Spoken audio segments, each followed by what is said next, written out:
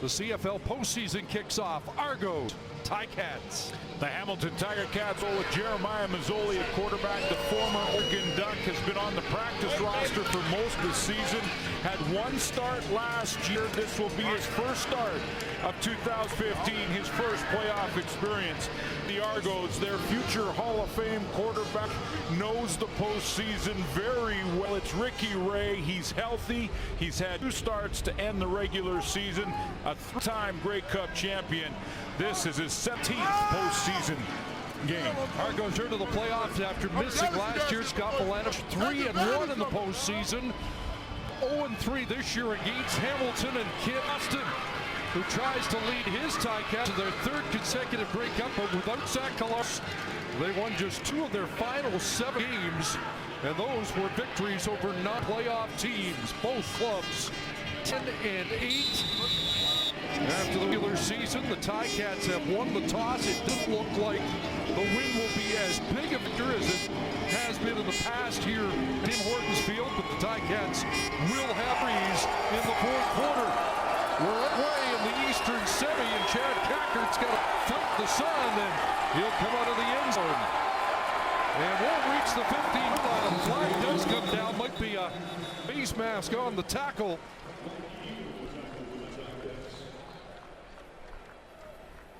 As we get set for Ray to lead the offense out. That was Mike Edom downfield. Illegal block. Toronto number 23. After distance to goal. First down. Well, it's a penalty against Vincent Agnew of the Argos, so it's a long field to start for Ricky Ray. Yeah, in a hole this game, Ricky Ray in his 4th playoff game as a Toronto Argonaut, 17th postseason game. Of his weapons, the veteran Chad Owen, an off year as a receiver, but still leads the league punt return average. And Torrey Gurley, who's a healthy scratch late in the regular season, back in the lineup. Of course, he led the team receiving touchdowns with 10. So just 2 game starts, 3 games for Rick Ray. And in his start a week ago against Winnipeg, just over 1 quarter of work. And now into the heat of the postseason. They'll start with a fake to occur, and the hitch is caught.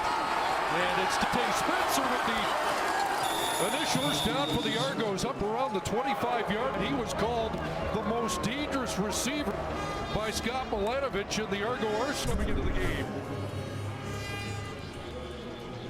Quick throw to his left to get out of this hole, and it's a big play to get started in this football game, because no matter how this drive ends, the Argos found some breathing room in one play.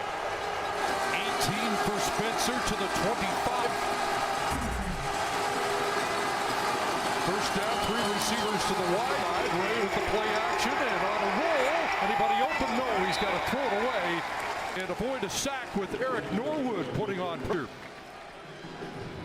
The Hamilton defense that leads the league in takeaways, led by Simone Lawrence, a finalist for outstanding defensive player. Ted Laurent in the middle is going to make it off tough for the Argos to run the football. And Emmanuel Davis led the team in the secondary with 5 interceptions and was named to the Eastern All-Star team. This is a very good defense. They love to take the ball away, and they'll score as well.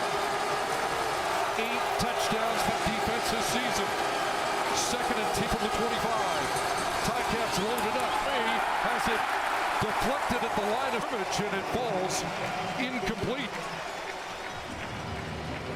As I mentioned, though, that one play to Deontay Spencer gets the Argos some breathing room. At least they can punt the football after starting in a deep hole with the penalty on the opening kickoff. There's Brandon Banks in the Eastern Final last year, had 2 return touchdowns. Swayze Waters back for the Argos.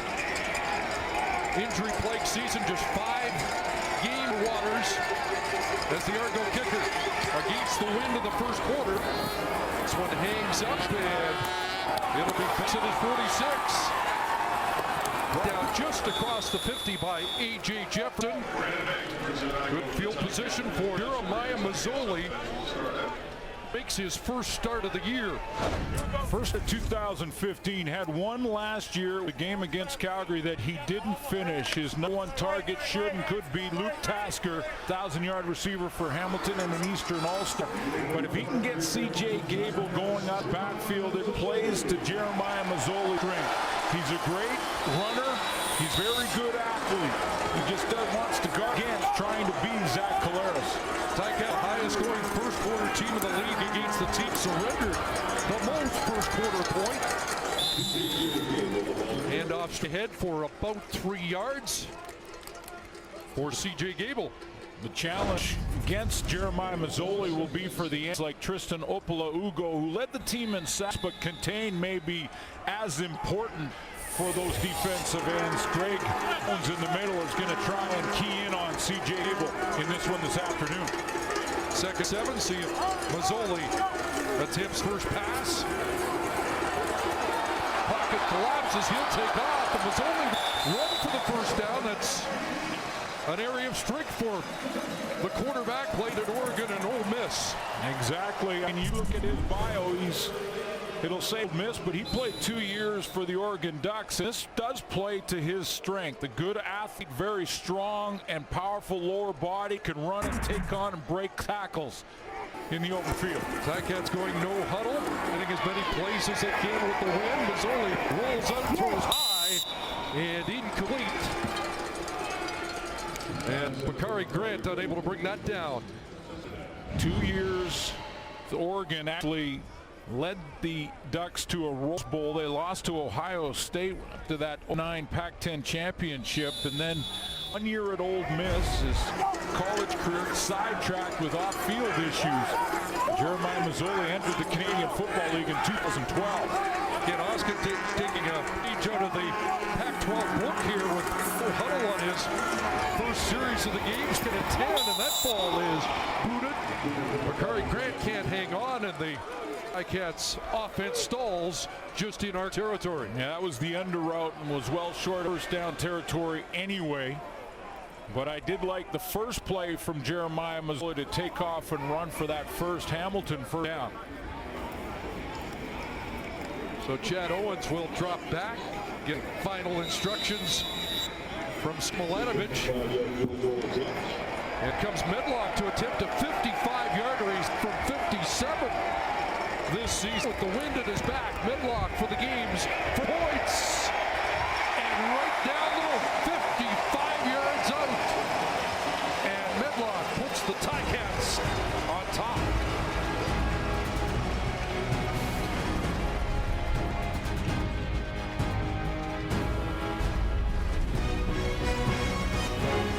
Absolutely perfect.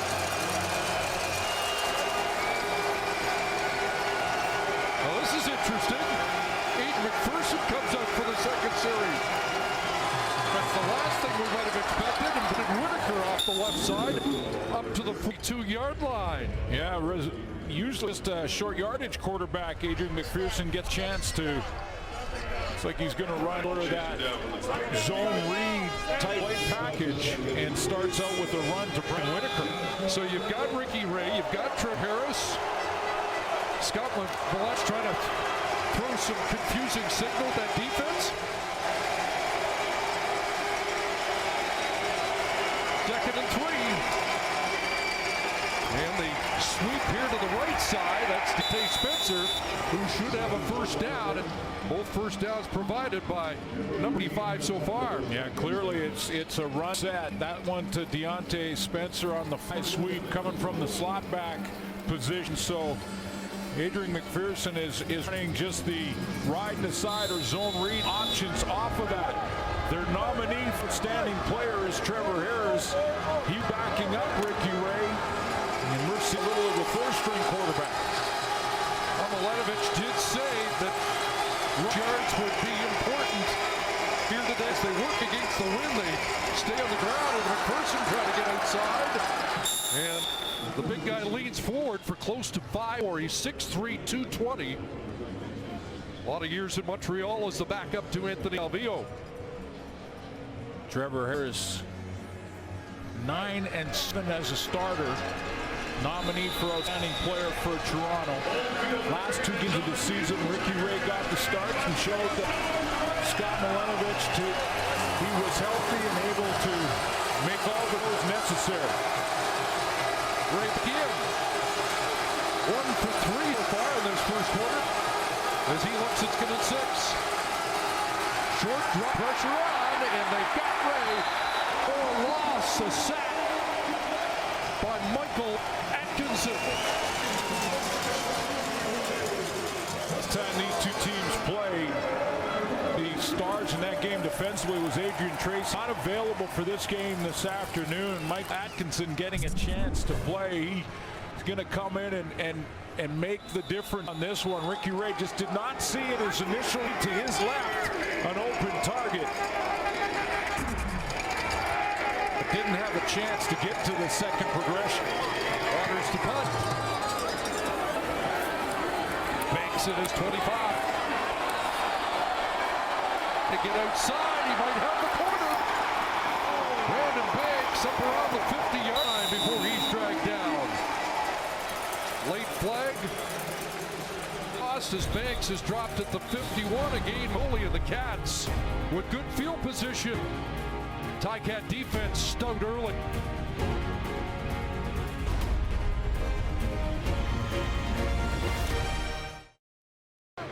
On that Ticat return, moves it back 10, and they'll start from the 41. Offensively huddled up during that mode right on the sideline. And broke the huddle from the sideline.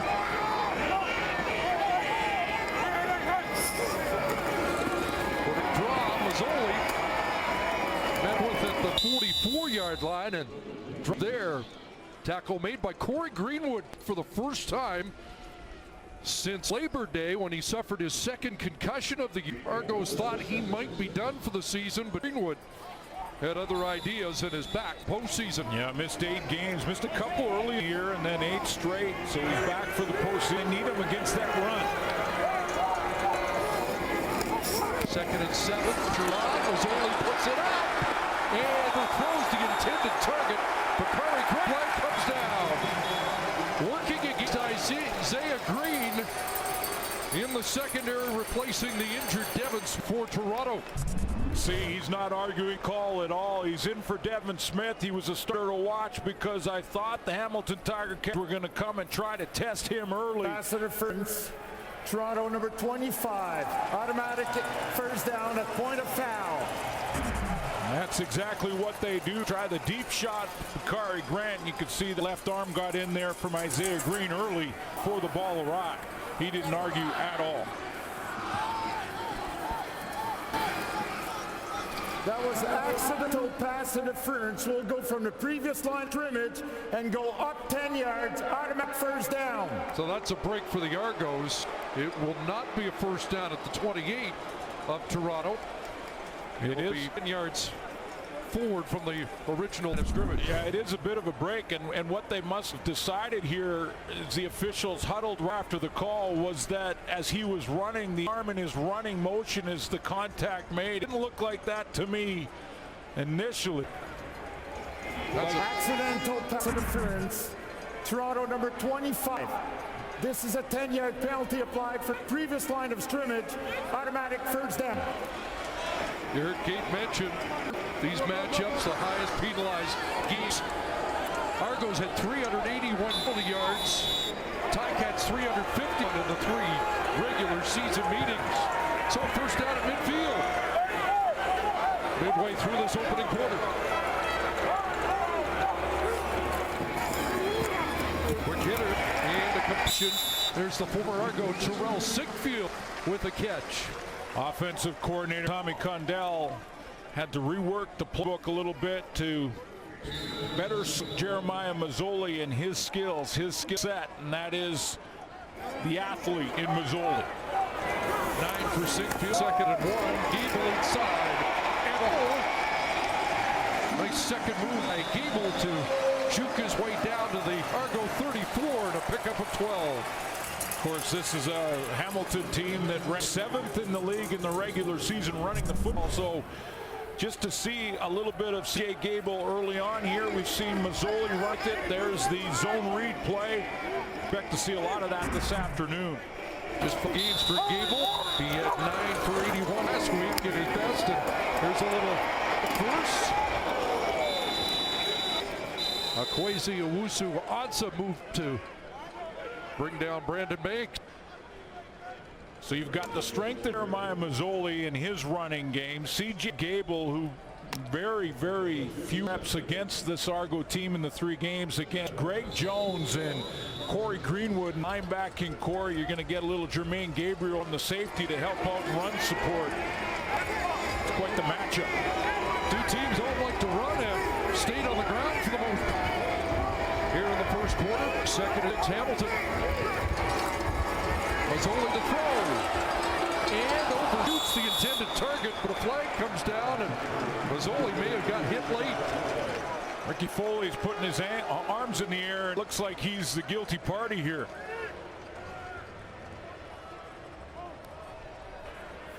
Major foul, roughing the passer. Toronto number 95, 15-yard penalty. Automatic is down. A drive extender. There's Foley in the point stance down at the bottom of the line there. He's going to get chipped by Andy Fantus. Ball gone, and then down goes Jeremiah Mazzoli. That'll be called every time. So the Titans into the red zone, first down. Mazzoli calls his own for it. It gets closed down in a hurry by the middle linebacker, Greg Jones out of Michigan State, the defensive captain and top defensive player this year in Toronto. Yeah, 98 tackles for the middle linebacker for the Toronto Argonauts, and Greg Jones. And I love this matchup. C.J. Gable is new to the Argos defensive. Hasn't really played, but they got to stop both Gable and Mazzoli. Second 9, Mazzoli, like he was changing the play call, throws into the end zone, broken up. Big defensive play there by Travis Hawkins. Great timing from the halfback, Travis Hawkins, to time it up. He was there, and it looked like he might have jumped it a little early. The high player to the left of your screen up in the top corner, but he shows great composure as the ball arrives, and the timing is bang on for 30. Pass intended for Tyquan Underwood. Again, Medlock comes on. Short attempt. Second field goal. Doubles the lead for the Ticats. Just over 2 minutes gone. Hamilton leads by 6. In this first quarter, he was training table. Ticats looking at his knee. Then he was in a lot of discomfort, and he just walked to the locker room, guys. Boy, that's the top defensive player in the East this year. Lawrence out. David Caldwell takes his spot. Ray trying to kick-start this Argo offense. A play-action fake over the middle, and flags fly as the defender arrived before the ball intended for Torrey Gurley. And Gainey was breaking on that play with Torrey Gurley. Looked like he made a little early contact. Pass interference. Hamilton 21. Point of foul. Automatic first down. 21 is Matthew has just mentioned is in the locker room. That's Simone Lawrence. It's actually at game number 11, and the contact on the shoulder and the arm wrapped around Gurley before the ball arrives. They're calling so far pass interference tight in this one this afternoon. First down at the 45-yard line. And on the left side, and a hole for Brandon Witter into Ticat territory, out at the 45-yard line. Gets the outside edge here. Brandon Whittock, the last time these two teams played, had just 6 carries in that game, but he had 34 yards. One of the best offensive players that lost to the Hamilton Tiger Cats in Game 3, and these two teams faced each other through the regular season. Only 56 yards in the 3 meetings. Last week off, just ripped off 19 in the first for the Argos to the Ticat drive. Ray looks one way, screen off the other. It's Whitaker again. Some room in the first down. Courtney Steve with the tackle, but Brandon Whitaker helping move the Argo offense. Something we have seen from the Argo offense. Scott Milanovic, a little wrinkle in the playbook here. They're going to bring Chad Owens right here and fake the screen this way and then lead out. Brandon Whitaker. Illegal block. Toronto number 62. 10-yard penalty. First down repeat. It's all-star right guard Greg Van Roten to get all to bring back that first down pay. Yeah, good play call, well executed, and it's taken off the board because of that late illegal block call. Low block downfield by Van Roten. Talked to Chris Gonzalez yesterday. He said the offensive one really meshed this week. He returns after missing 4 of the last 5 games. Handoff inside again. Whitaker. Pretty positive rushing yardage for the Argos, who were last in the league running during the regular season, averaging about 80 yards a game. Got basically the penalty yardage back. And back to the just behind the original line of scrimmage. Gives Ricky Ray a chance on second down, but this plays to Hamilton strength on defense, just takeaways. Second and 12. 4-man rush. Ray steps up, throws incomplete. Tight coverage headed for Deontay Spencer. And Stephen off the corner makes the play defensively.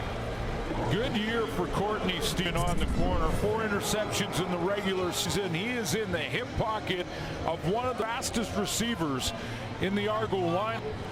Deontay Spencer can pick him and put him down. He can flat out fly, and for Courtney Stephen to close that quickly on a curl means that speed did not intimidate the corner. So Waters to punt. Banks is back. Swayze will be looking for the corner. Back right down the middle, and that ball bounced back. Is he inside? That's a ball kicked forward. And a chance for the Argos to pick it up. They tried a little page out of the Ticat playbook, but Swayze Waters able to field the ball. Yeah, it was Waters. So obviously Waters is onside. He's allowed to recover it. And Moni Shank kicked it short. He went after it himself. Flags down. Not likely. No yards since it was Waters there. We'll sort out the penalties when we return late first quarter. Ticats lead by 6.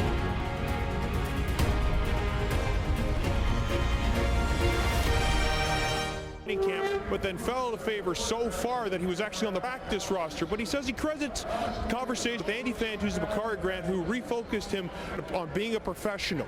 He paid more attention to details in the playbook, lost about 20 pounds, and says now that Ken Austin has noticed that, he himself realizes football isn't just about improving yourself as an athlete. You can become a better person. Try, guys. First 10 games off the roster this year. It went from Carlos to Jeff Matthews, who suffered a concussion on November 1st. Ja'Cory Harris started the last regular season game for the 3rd time in 3 weeks. A dip starter for the Ticats. It's Mazzoli's game to win now.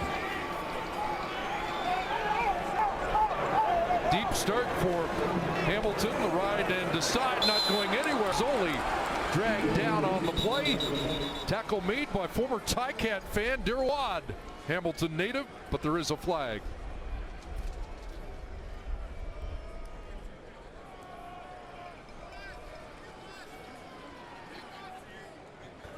Major foul. Face mask. Toronto. 15-yard penalty applied from the previous line of scrimmage. Automatic first down. So what? Gets a piece of the face mask. Yeah, take a look at that penalty, because a couple of things are for the Argos that have turned quickly. There's the face mask. You see Watt gets his right hand on the grill. Swayze Waters had a chance to recover the ball in plus territory. He wasn't able to do that. Now the penalty gives Jeremiah Mazzoli a little bit more room here to deal with. But Swayze Waters, we saw the flag when we went to break. He hustled down, and he can recover the ball, try to scoop it and run, and then wasn't able to secure it.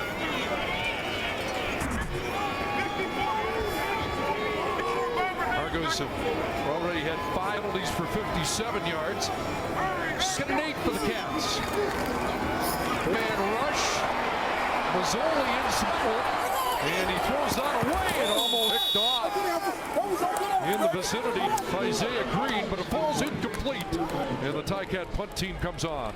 Mark Wright for the Argos does a great job of turning Jeremiah Mazzoli back inside. If he gets the corner there, he breaks down the Argo defense, and he can either run or pass, but great containment there by defensive end in Martin Wright. Medlock with the wind at his back. Chad Owens can't get over there, and it bounces past him.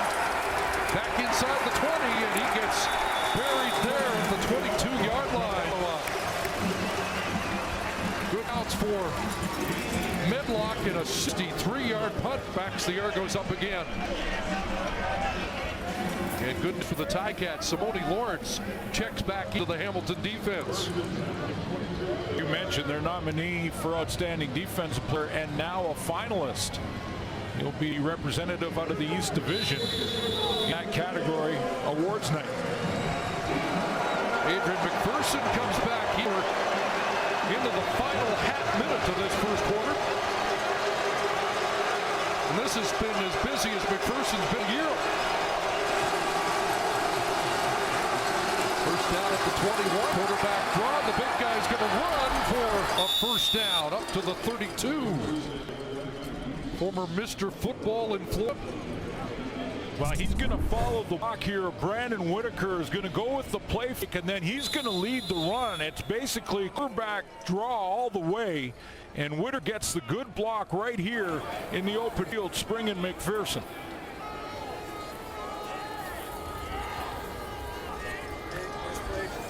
And Tony Lawrence down again and getting attention. See what happened to Simone Lawrence. It was the Whitaker block down on the legs.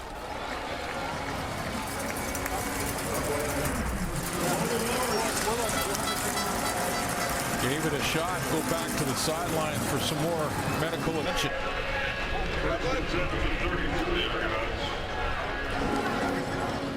Both these head coaches, former quarterback Scott Milenovich and Kent Austin, and both going southpaw. They're going to their runnings. The playbooks of those two coaches a little thicker than a lot. Coaches across the league, and they're going deep into it already here today. Interesting chess match. These two teams were 9th and 8th in the league. Second to last in rush attempts during the regular season. First down, Adrian McPherson with the play fake, rolling the other way downfield. He's got a completion.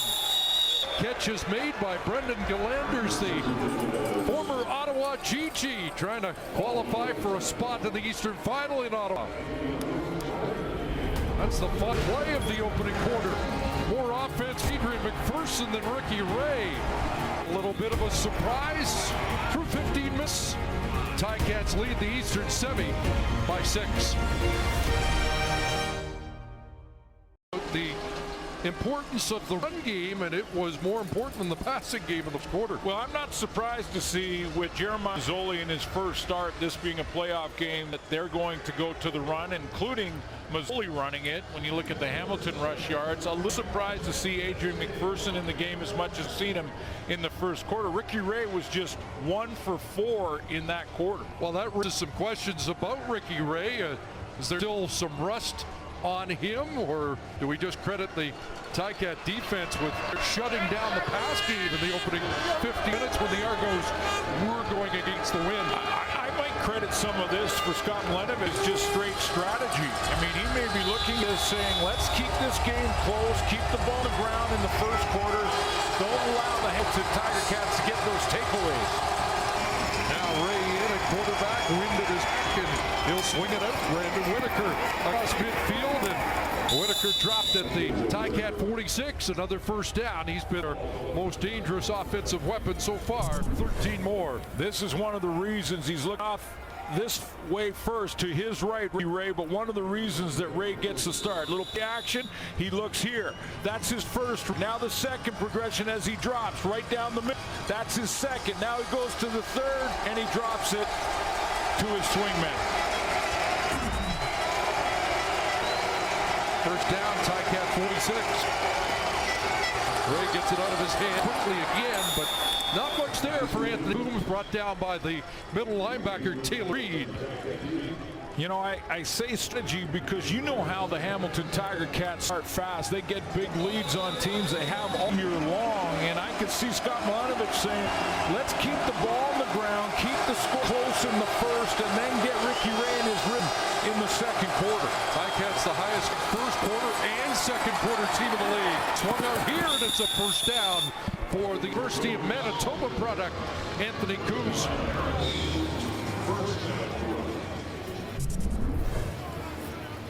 Three receivers to the wide side of the field. Anthony Coombs, he's going to just swing out in behind DeAndre Spencer and then just sprint to the sideline and that first marker.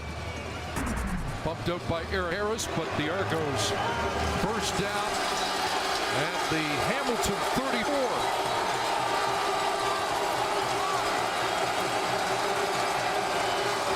Three receivers to the short side of the field. They dump it off underneath, and a short gain there for Chad Owens.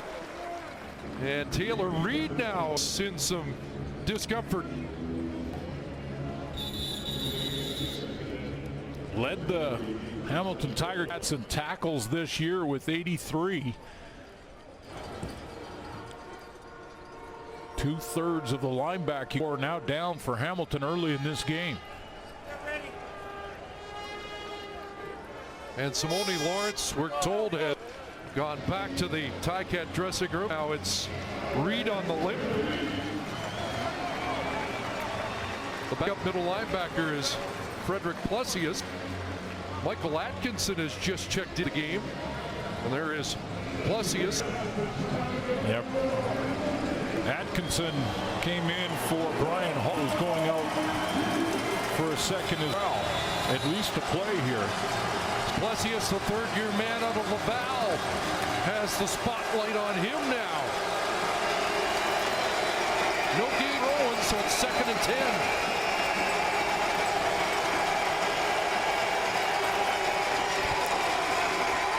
Ray pulls it down, and now will put away with more pressure on.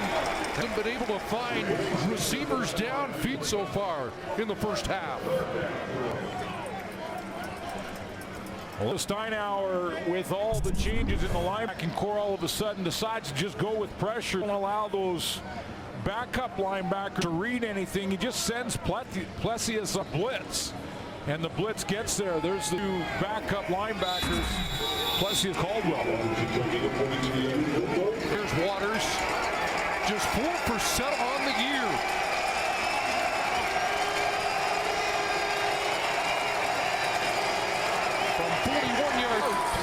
Swayze Waters hits it, and the Argos are on the board.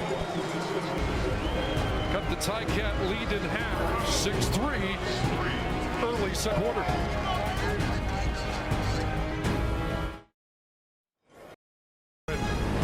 We're done here. Bo Levi Mitchell, a finalist, outstanding player. Gets huddling up on the sidelines again, then had to run through the cheerleaders to get to their positions. Hope everybody made it on the Waiter side without any casualties.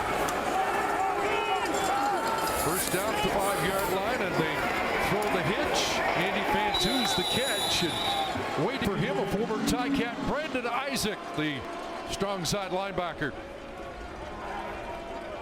Defensive coordinator for the Toronto Argonauts, Kate Crehan, knows one thing, that with Jeremiah Mazzoli starting this game, you're going to see the screen and the run a ton. High percentage throw. They're going to try and keep the ball on the ground, especially first down scenarios. 2nd and 10, and again see the Ticats reset the offense. Pressure coming, Mazzoli now on the run.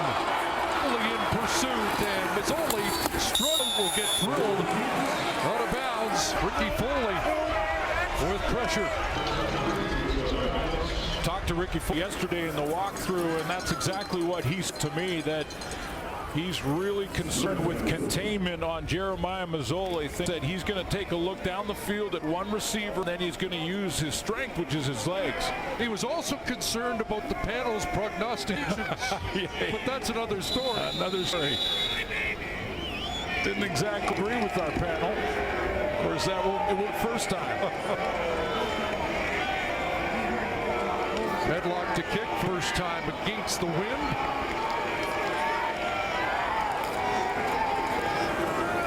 Left footer gets a good one. Owens around his 30 and is brought out at the 38-yard line. Ricky Ray to get some traction on offense. And he had a run game package ready for these guys, so they had 2 weeks to prepare for this with this McPherson package. Now what they're doing, it's a reading front side defensive end. Normally you read the back side and the quarterback pulls it and he has routes attached. This way, when it's a front side read, if he hasn't played contained, McPherson carries the ball upfield. That's why they got McPherson in the football game. Ricky Ray back in now. First down at the 38. Ray rolling, and again, looks like he's having trouble finding receivers downfield. Pressure was on from David Caldwell. That's another thing that Ricky Ray is doing more of in this game than I've seen in past games and in his last two starts regular season, and that's to get him on the roll. You can see he misses Torrey Gurley wide open down the rail. Throws it in that hole. Said yesterday he felt comfortable what he was seeing in his brief time back this season. May have come out of the game quicker than expected last game. Here's a pass connecting to Chad Owens, his favorite playoff target. Chad Owens with a big catch into Ticat territory. You heard Matt Duggan in the pregame show say sometimes it's just one throw that gets a quarterback thinking, yeah, I'm back. And this may be the throw for Ray. This is the accuracy we're used to seeing from number 15. He puts it in a tight window there to Chad Owens. Manuel Davis the tackle. Chad Owens 23 catches, 361 yards in 4 playoff games with Ricky Ray. 3 yards and a first down to the Ticat 43. Short drop and a pump, and now going to go for more. Bates, and incomplete. Well, they're going to call the pass interference as Bates was bumped by Brandon Stewart.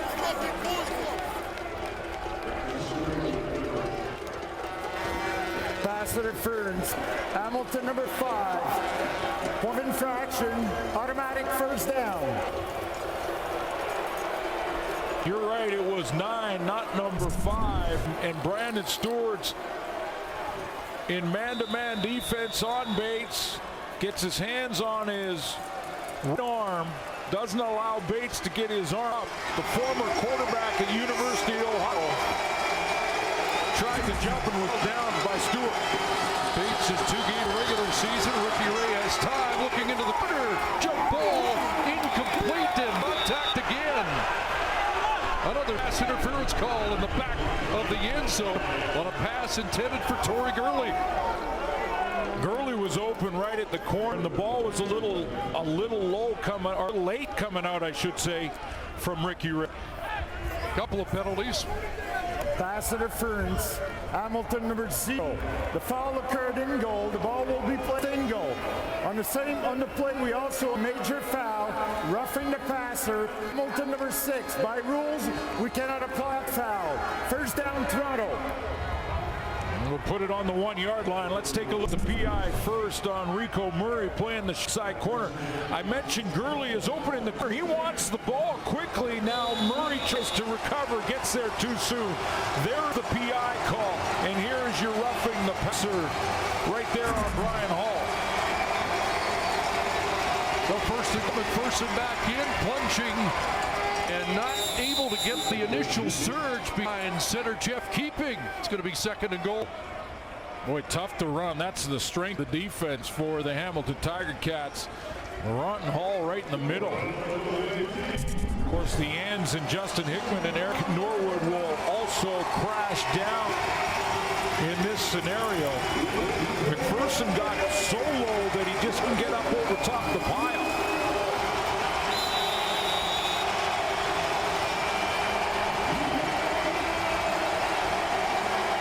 Couple of touches for McPherson in short yardage this season.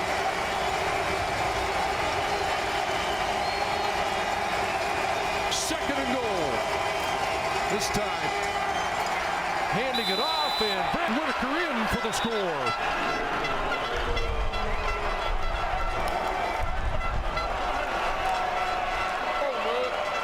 Alexander Dupuis play fullback. He's going to get the first block, and then it's going to be Whitaker right in the hole, and he goes one-on-one with Brandon Stewart, who got the first pass interference call, and he just lowers his back level, gets a good low leverage on Brandon Stewart, and gets across that goal line. 6 touchdowns in the regular season, 3 on the run, and he has first major score of the Eastern Semi.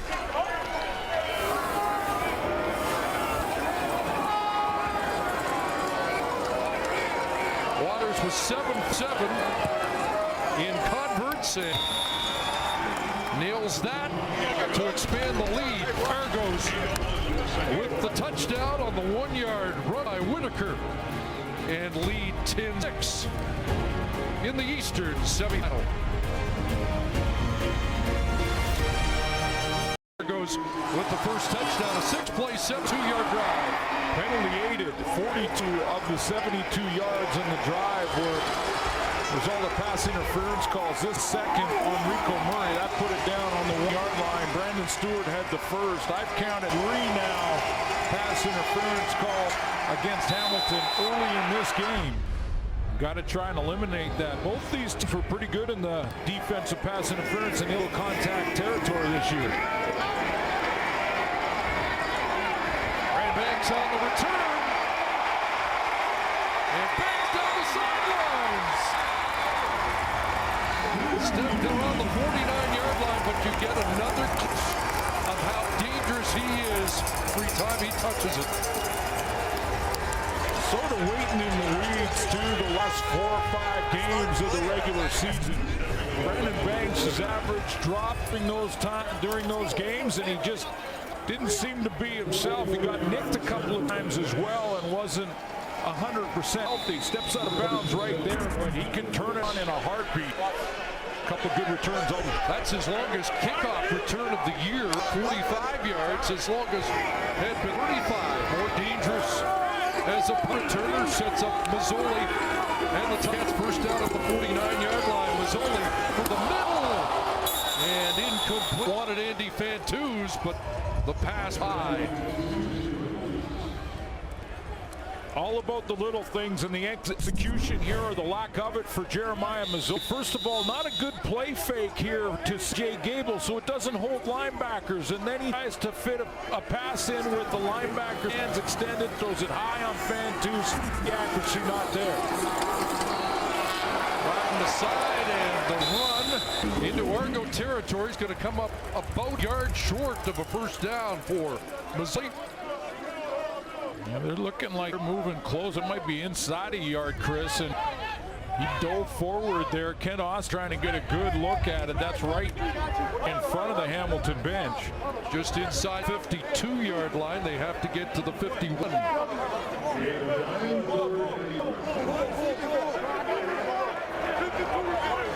So a decision to be made here. Well, they're bringing in the big guys and leaving the offense on the field.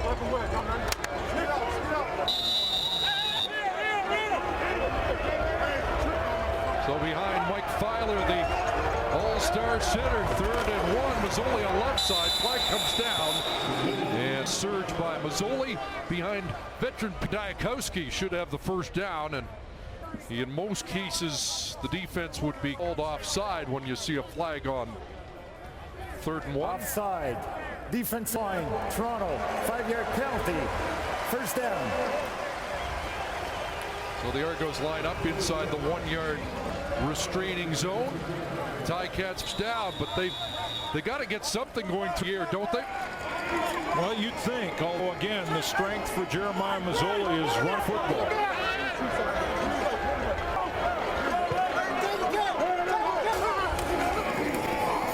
And up here the Gable, and the former USC Trojan has a couple. You just keep in mind that Jeremiah Mazzoli in his first year in Oregon set an Oregon record in rushing yards by a quarterback with 714 that first season with the Ducks. But in the Canadian Football League, sooner or later you can put it up in the air. Like on 2nd and 8. Absolutely. 147 yards pass last week against Ottawa in relief. This play doesn't get off. Some movement on the right side of the offensive line. I think Mark Dial is playing his first game, first start Procedure this year. Hamilton number 59, 5-yard penalty. Remains 2nd down. And Jeremy Lewis, the incumbent for Kid Austin, and tackle injured. So Dial, who is a veteran, called upon to play his first game of the year. Early movement there to get back into his pass protection stance. Hawks at 2nd and 13. 4-man rush Toronto. Pocket collapse. The pass is complete in the flat, but Gill is swarmed short of the first down. That's exactly what the Argo defense wanted. They wanted to drop back in zone, take away Luke Tasker and Brandon Banks, the 2 deep route, and force Jeremiah Mazzoli to throw it underneath the CJ Gable. And you the prize as the first to mention Luke Tasker's name during the game. And that's a problem for the Ticats, isn't it? Big time. That's their 1,000-yard receiver. Medlock, long drive. And this will skip out at the 9-yard line. Good boot by Medlock. 35 yards into the wind with no return. No question, Hamilton offensively going to have to get their passing game going a little bit here. Defensively, just eliminate the penalties. For Ricky Ray, who has struggled in the first half, had completion to Chad Owens for 30 yards. Got to get him started today. Long field, the Argos, as they start at their 9. Ricky Ray has feasted off the Tigers in his career. The team with 300-yard games. A little hitch here, and Spencer brought down by Stephen. Big second down here. Ricky Ray can convert to get a new set of downs. Get some more room even if he has to punt the football away, and he saves that field position. A stop here by Hamilton. He could get it in plus territory. It's a good open field tackle by Whitney Stephen. He's made a couple now.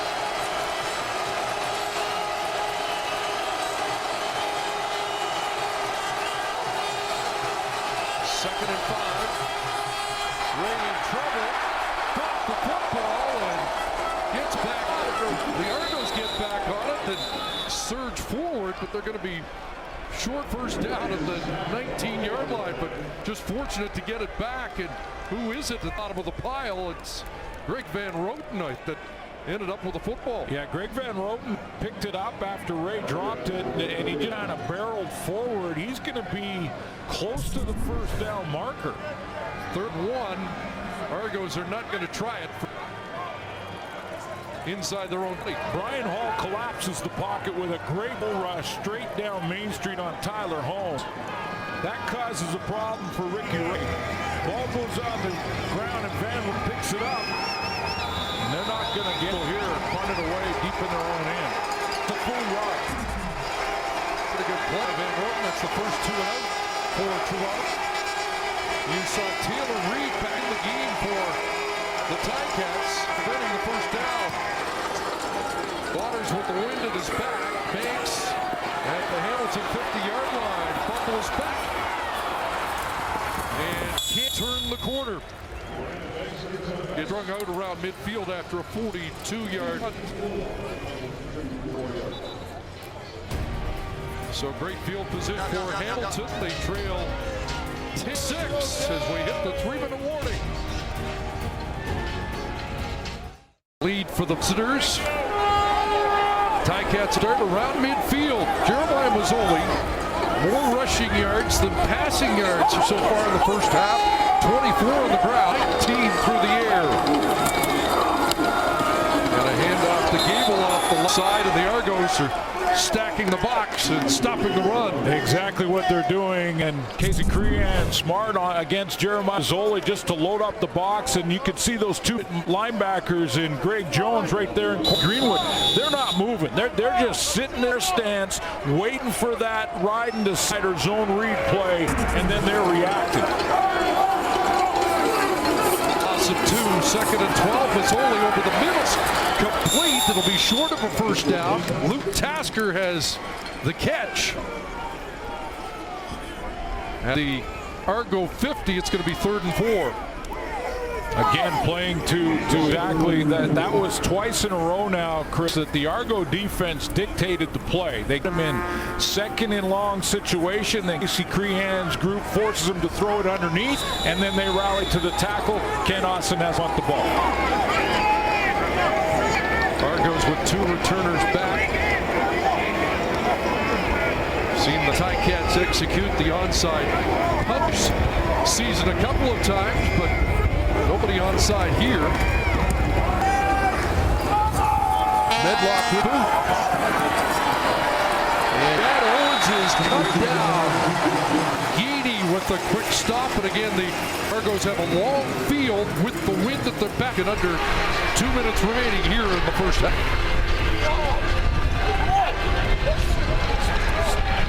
Starting the feeling that this game is going to open a little bit more as soon as one of these quarterbacks, that deep ball, one sort of intermediate from Ricky Ray to Chad Owens, I might get things started for the Argos. Under Steinauer is making it difficult with that good push in the middle. His defensive line has been the strength all year for the Hamilton defense. Held Ray to only 79-yard passing so far. Starting at their 15. And a completion here, short gain. Spencer. Again, Courtney Stephen. But until you try and take a couple of shots deep, those defensive backs, Steinauer's group is going to continue to climb up on top of these receivers. Emmanuel Davis had a great, Courtney Stephen, a great start to this game. An excellent season. There's your safety in Butler. I mean, they're going to continue to climb down on these receivers unless they try and buy them. Argos without 2 of their big 3 now. Hazelton and Elliott both hurt. 2nd and 5. Crosser underneath, and that will be a first down. Spencer gets bumped out around the 30-yard line. Spencer did not play against Hamilton this season. Had 103 yards last week. Trying to push a little bit this way into the short side of the field is Ricky Ray in this play, and you're going to see deep coverage from the Ticats. Make sure they take away those options and force Ray to it underneath. But sooner or later, you still got to take a shot, even if it's a 50-50 ball. 4th catch for the yards for Spencer. First down for Ray. Had a little time, dumps it off underneath, and Whitaker makes this man miss and has a first down. Taylor Reed had a shot. And Whitaker broke the tackle. Well, that's the progression. If this game for both these offenses becomes this kind of up and down game, then you rely on your playmakers like Brandon Whitaker to make tackles, or Brandon Banks on the other side. Back-to-back first downs and up to the 42. Ray again over the middle, and Owens can't make the one-handed catch.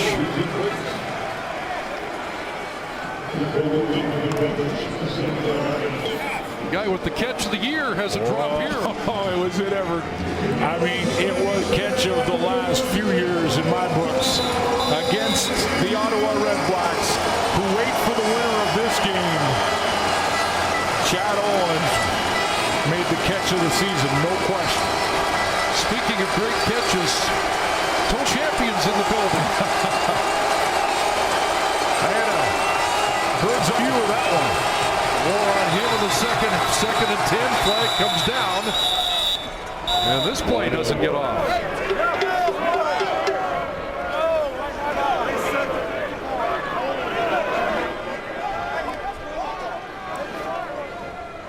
Time count violation. Toronto number 15. Twice upset. Down. Will be third down. Well, it's a costly one. That's why he was so upset. He thought he had snapped that ball on time, and Smolenovic is also getting the explanation on the sideline because it's loss of down inside the 3 minutes, which means Toronto will have to punt. They don't get down back 5. Maybe the last time they touched the ball with the here in the first half, in all likelihood, unless the Ticats make a mistake.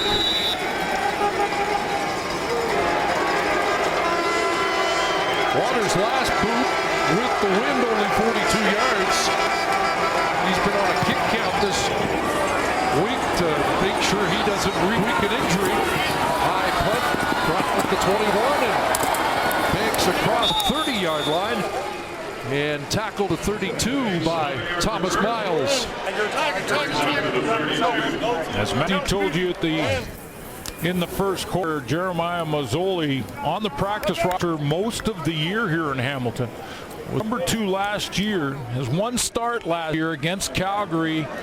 It wasn't a good one. He was pulled in the third quarter, lost that into the Stampeders. His first start in 15, and you saw the numbers. He went and split the reps this week with Corey Harris. And Kent Austin had a gut feeling that Jeremiah Mazzoli had more command of the huddle. That's why he went with him. Said we may see both Pierce the zone read. Mazzoli runs it up near the 40. He said in likelihood we would see both quarterbacks in this game, and based on what we've seen from Hamilton the first half, you might expect to see Ja'Cory Harris at least get some reps in the second half. Last 2 games, he got some playing time, went set for 11, not throwing a touchdown or an interception. We just may see. Second and 3, fake to Gable, and now does some scrambling, and he's get brought down short of the first down. So 18 seconds on the clock.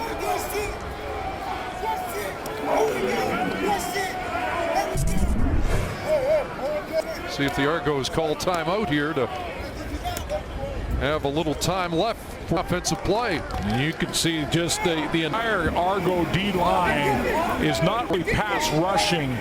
They're playing stop the run. They're playing to stop Jeremiah Mazzoli or C.J. Gable from running the football. It's a sack for Opala-Ugo, who led the Argos in sack during the regular season with 10-2 against Hamilton. Another big year for the sophomore. Opala-Ugo had some penalty troubles the last time these two teams played, but not one so far this afternoon.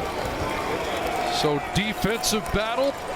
Visitors lead by 4 at the half. 10-6 Toronto as we join Rod and the guys. Welcome back to Hamilton. The Argos and Ticats vying for a spot in next week's Eastern Final against Ottawa. Toronto with the lead, 10-6, as we head to the second half. But first, Matthew Shinetti with Kent Austin. Coach, how did you evaluate the way Mazzoli played in the first half?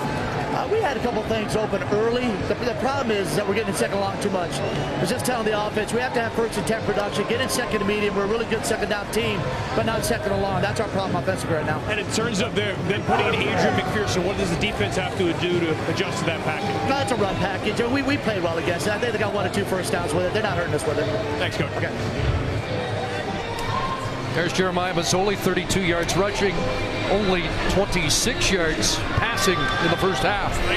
Well, Coach Austin was bang on with his assessment in that if they put Jeremiah Mazzoli in second and long too often, that's going to hurt the Ticats' chances of getting back to the Grey Cup. Back-to-back years, they like to go back and finish business there, but got to go through Ottawa this year and win this game, win this second half. Only 5 completions from Mazzoli, not one Ticat receiver with more than 1 catch in the first half. And as the coaches mentioned, the scoring all done with the wind. Argos will have the wind in the third. Ken Austin's team won the toss, and they get the wind in the fourth quarter.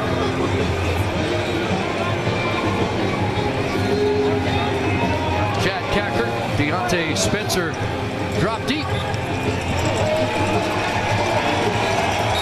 2 10-8 teams.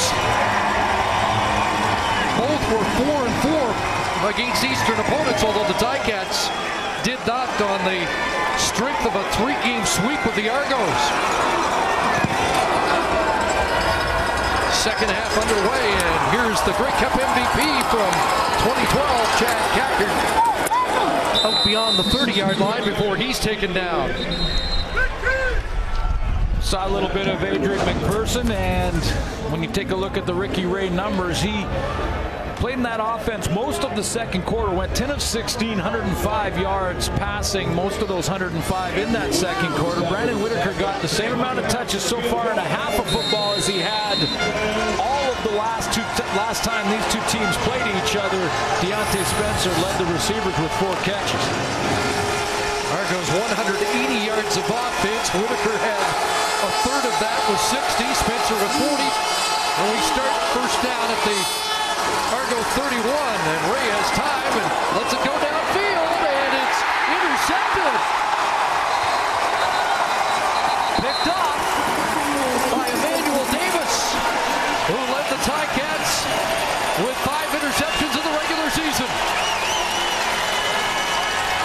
Talked about it in the first half that Ricky Ray had not been pushing the ball deep at all. He's going to try it here, and what he doesn't count on is Emmanuel Davis to fall off of his man and just slide to the middle. He basically just bails on his guy, who was Phil Bates, on that short crossing route. He reads Ricky Ray, plays the football, plays the play, and falls underneath this, and Ricky Ray did not count Emmanuel Davis in the coverage. First turnover of the game in the regular season. Argos with 11 turnovers. The Ticats with only 3. So the Ticats start at the 35. And the handoff to Gable. Good first down production that time for C.J. Gable with a run of close to 9.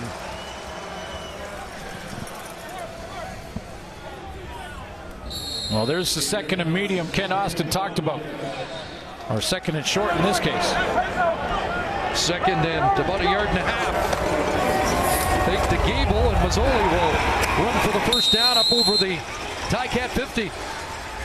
Go back to that interception by Emmanuel Davis, and I'll show you where he is in coverage and how he falls off. There he is down in the middle of your screen here. Now, he's going to have this crossing route, but he sees Ricky Ray looking for the deep route. Stop it there, guys. He's just going to go back and fall underneath this post and basically play the play and let his guy go on that crossing route. Ticats led the league in interceptions in the regular season with 26. First down, Hamilton near midfield. Mazzoli to throw, and that's up for grabs, and it's intercepted. Akwasi Owusu-Ansah has the interception right back for Toronto.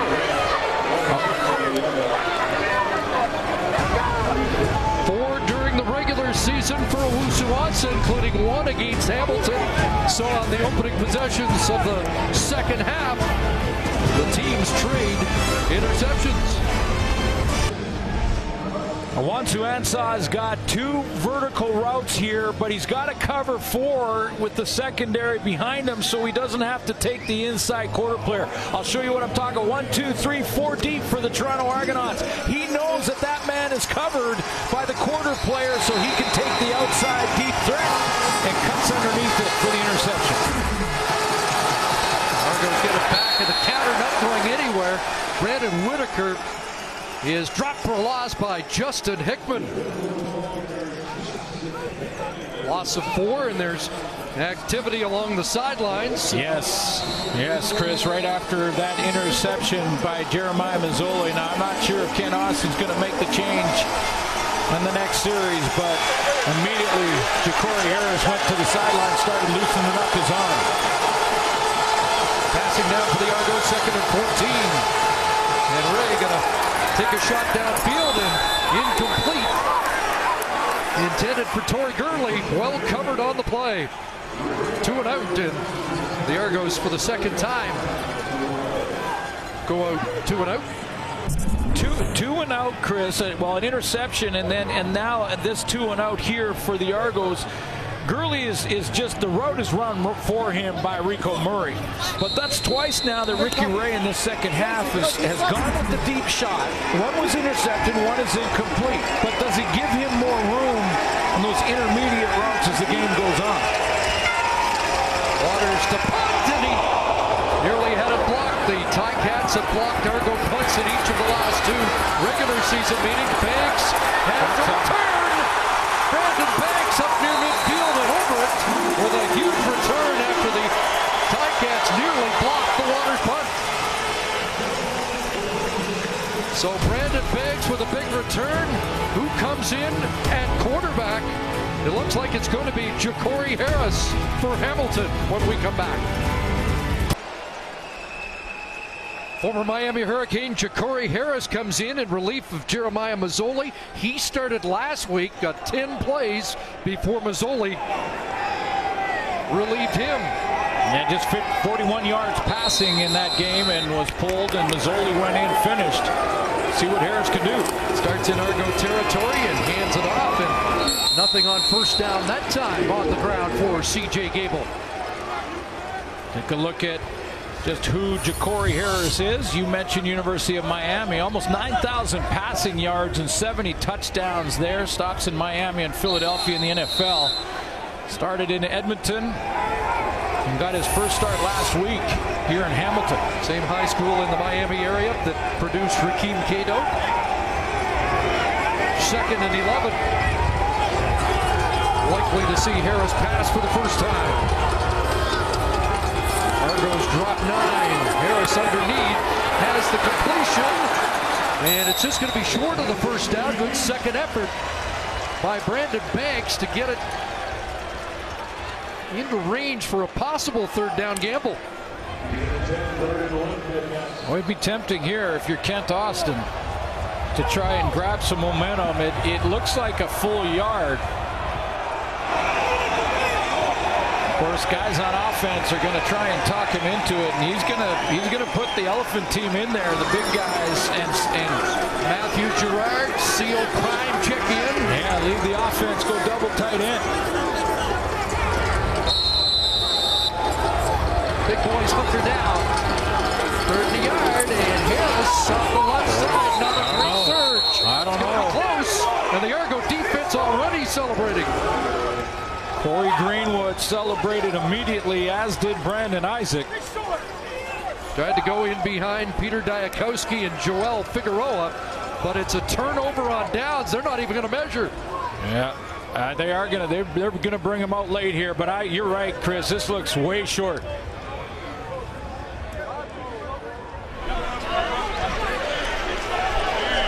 They didn't get anything. 3rd and 1, and it comes up a yard short. Corey Greenwood in the middle of it.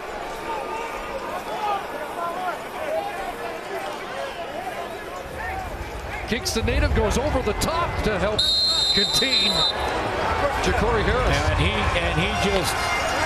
anticipated the snap count, went over the top and stopped Ja'Cory Harris in his tracks. 3 possessions, 3 turnovers, second half. Step off here to Spencer, and up to the 48 for Spencer. There's Simone Lawrence back as well to make the tackle. A little surprise there that I know Jeremiah Mazzoli was pulled in the game, and that was Ja'Cory Harris's first couple of plays, but Jeremiah Mazzoli, a stronger runner on those short yardage plays than Ja'Cory Harris. I'm sure it was part of the fact that he just pulled him, he had taken his helmet off, and he was on the sideline, so Ken Austin didn't want to turn to him and say, hey, We need you to go back in for a short yardage play. Second and about 3.5. Double tight end formation. And pressure on, and Ray gets dropped again. Ted Laurent, top Canadian for the Ticats, gets home. And the Argos spinning their tires, another 2 and out. Nominee for Outstanding Canadian. Eastern All-Star. Had a big East final a year ago against Montreal. Tremendous season, 3 sacks, 26 tackles. Ted Laurent gets it done again. And 6 minutes already gone off the clock in the third quarter with the Argos wind advantage, and there is the wind and advantages. Swayze Waters puts it through the back of the end zone for a long single and a 5-point Argo lead. First point of the second half comes after a big sack by Ted Laurent.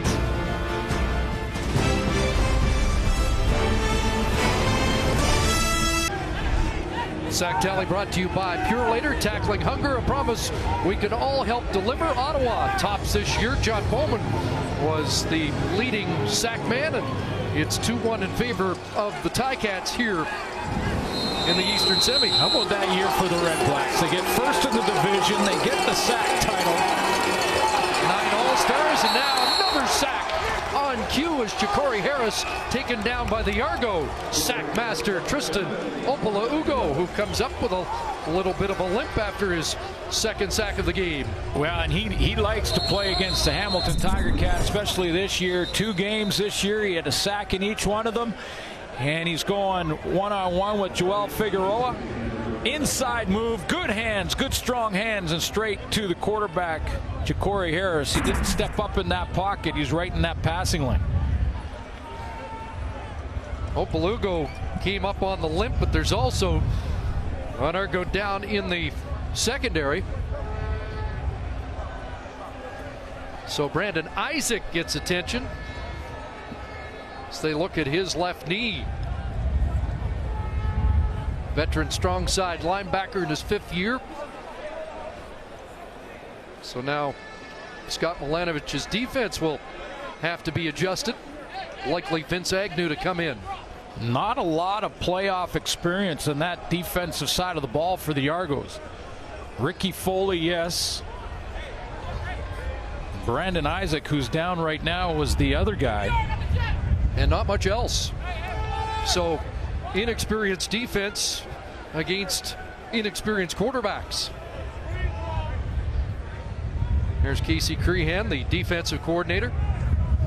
Chris Van Zyl telling us yesterday that he spends a lot of time in the meetings of the offensive line to keep up on what offenses are doing so he can counter it.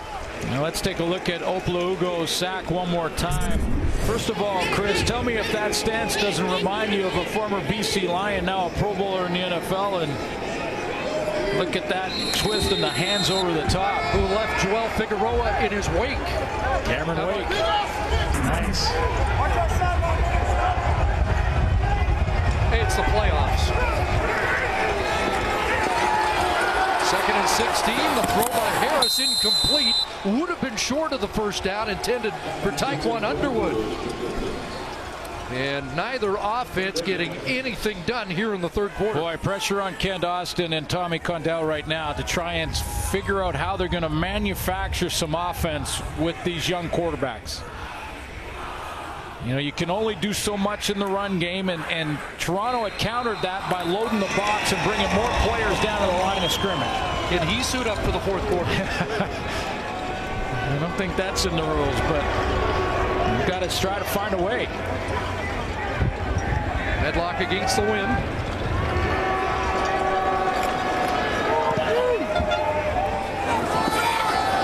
And the kick is fielded by Owens. It's going to be a no yards call. And Chad Owens dashing into Ticat territory. But that'll be a 15-yard penalty. Ricky Ray and the Argos have been sluggish in the second half, but great field position when we come back. Play like Tony Champion in 1989. He's standing by with Matthew. Absolutely, Mr. Champion. I want to ask you about that catch back in '89, but you were here earlier this week to talk to the team. What was your message to them? My message to the team was, if everybody go out and just do their job and play, I mean, don't try to make it a special trip. Don't try to make this. Don't try to make other plays for people. Just do your job, and everything's gonna come out wonderful if you just do your job. You did your job in 1989. Did you tell the players about that catch? Did they ask you about it? And maybe more importantly, did you and Ken Austin relive that '89 Grey Cup at all? Well, we talked about the Grey Cup, and we talked about a lot of other things, and a lot of players talked about it because they saw it on YouTube. You talking about young guys, and they saw it on YouTube. So to get to see me, the person that made the catch, I guess is exciting to them, you know. Thank you very much. Thank you very much, Mr. Champion. Thank you very much. Yeah, great to see Tony Champion, and I was about 3 yards away from one of the best or worst seat in the house for that. Worst seat at the moment for us, but was maybe the best catch in a championship game I've ever seen.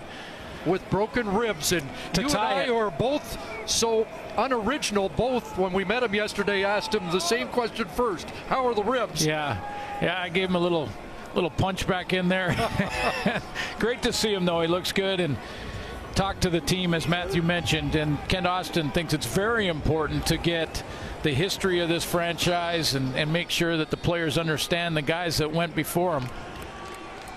Eric Norwood injured on that last run by Chad Kacker, to, if he'd beaten the first wave, might still be running. Yeah, there was not a second level there, and Chad Kacker got up. He just got tripped up, or he might have had a good-looking run, and it doesn't look good for Eric Norwood here.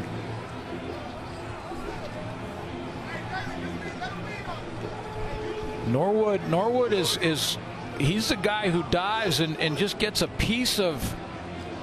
You can see that knee bends awkwardly in a direction that's not supposed to. Getting hit by Simone Lawrence. I was about to say the good news, and Lawrence knew right away. The good news is that Lawrence is back. He was knocked out of the first half, and so was Taylor Reed. They're both back in the game, but this does not look good for Eric Norwood. Arnaud Gascon-Nadon out of Laval has to come in to replace Norwood. 2nd and 5 for Ray and the Argos. Ray steps up, throws over the middle. Is it caught at the 25-yard line? It is. Deontay Spencer scoops it off his shoe tops, and a big first down, and 15 more for Toronto. Good talk yesterday with Scott Milenovich, and just talking about his receiving core, and he was really excited about just how well Deontay Spencer's been playing. Now they're going to rule incomplete. Spencer pleading with the Argos sidelines to challenge. Hands underneath. And a challenge is coming from the sidelines, as Spencer was very demonstrative to make sure Scott Milenovich challenged the call. Well, two things here. One, Spencer. Toronto is challenging the ruling on the field of an incomplete pass. They believe the pass was completed. The play will be reviewed. Spencer had his hands under. You could see from that first view, and he did show the official the ball quickly. But remember, you have to survive contact with the ground. You can't use the ground. The ball can't touch it to help you make the catch. We lose sight of it a little bit there.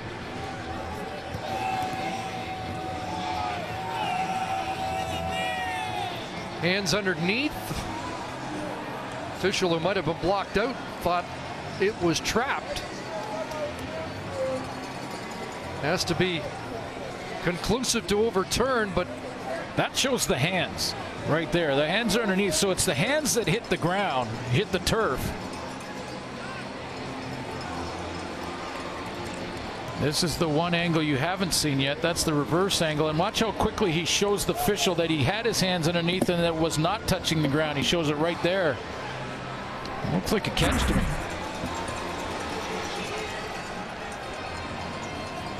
He's been the favorite target so far today. I was about to say how excited he was, and Scott Milenovich, to see Deontay Spencer plays so well in the back half of the season and heading into the playoffs. You know, the Argos have relied on that big three in the receiving core with Kevin Elliott, Vidal Hazelton, who was a scratch for this one this afternoon, and Torrey Gurley. Well, two of the three not in the lineup due to injury here today.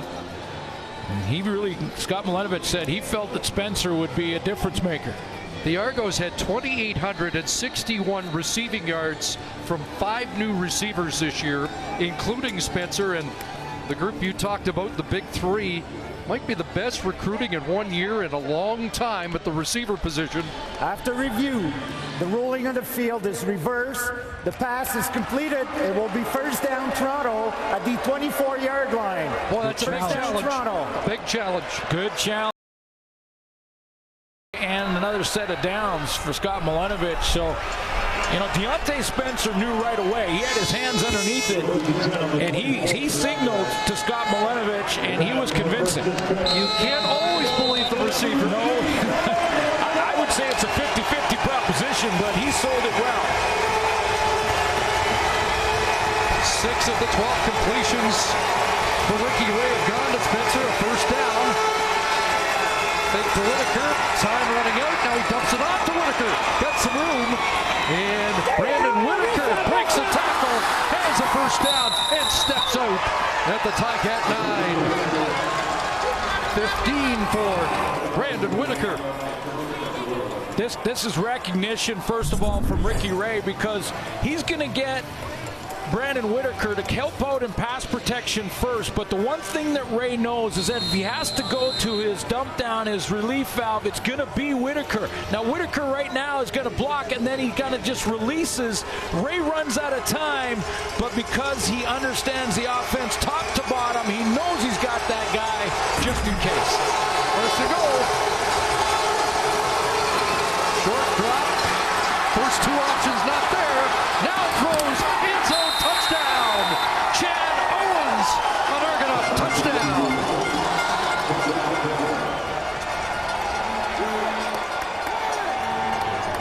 Well, Ricky Ray went through his reads that time and found the target.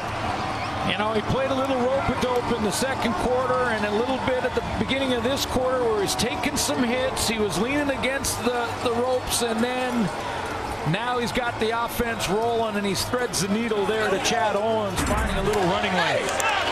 That's pocket presence from Ricky Ray. Third touchdown catch in the postseason for Owens from Ray.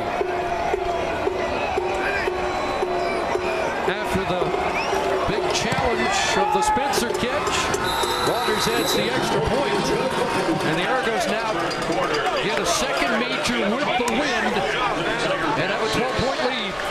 Hey, just find the windows, that's all. You know, Chad Owens ranked 5th in the receiving corps. Not Chad Owens type of numbers this year, but Chad Owens is the veteran with playoff experience, and watch him work himself open for his quarterback. He sees where the coverage is sitting, he finds a little hole, and he provides a target for Ray. You heard him say, just find a window, and Ken Austin mentioned yesterday, Ricky Ray anticipates the open window as well as anybody. Big touchdown for the Argos when this quarter, just 5 minutes remaining, they got the wind at their back. They had to get in the end zone with the wind at their back, and they get it done. 4 plays, 43 yards in a minute 29.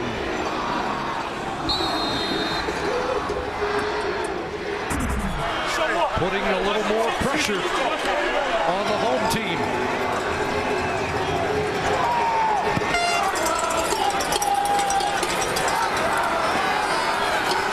Banks driven back inside his 5. And Vincent Agnew will make the tackle just beyond the 20-yard line as Banks is contained that time.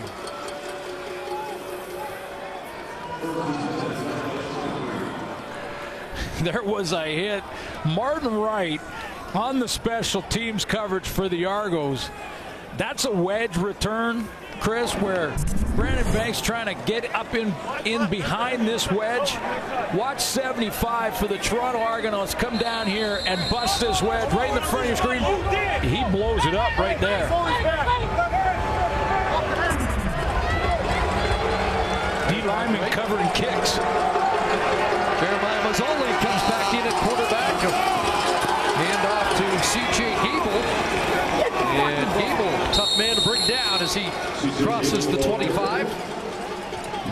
Taking a look at Ken Austin's decision here now. He's got two quarterbacks that aren't seeing it and not accurate in the passing game. So Tommy Condell and Ken Austin have probably been talking about it, saying, listen, with Jeremiah Mazzoli, at least we've got a run threat. And if both quarterbacks are struggling, both these young quarterbacks throwing the ball, maybe we can get it done on the ground. They got to manufacture some offense here. Ticats stuck on one first down here in the second half. 2nd and 4, push run. Mazzoli steps up, and Jeremiah Mazzoli will run for a first down up at the 34-yard line. And that's what they have right now, and they're going to try and milk that as much as they can. Quick passing game, go back to the original game plan. At least get the legs of Mazzoli going here and see if that can break it down. He makes a nice move in the open field. 8th run, 47 rushing yards for Mazzoli on the day. First down up at the 34.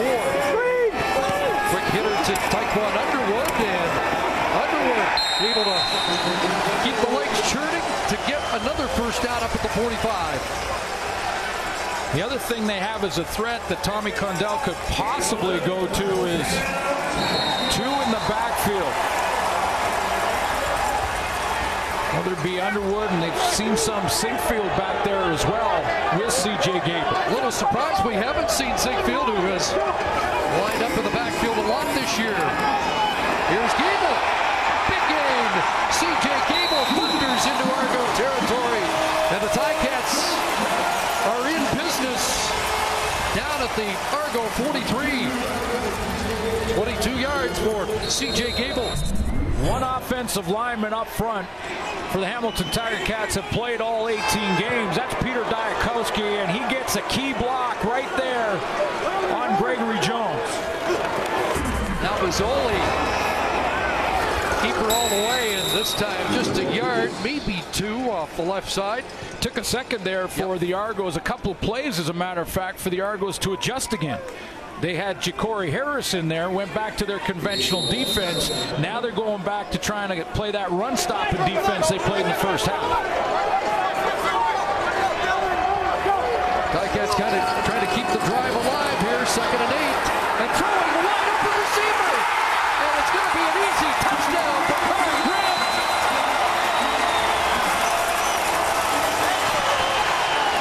Game on.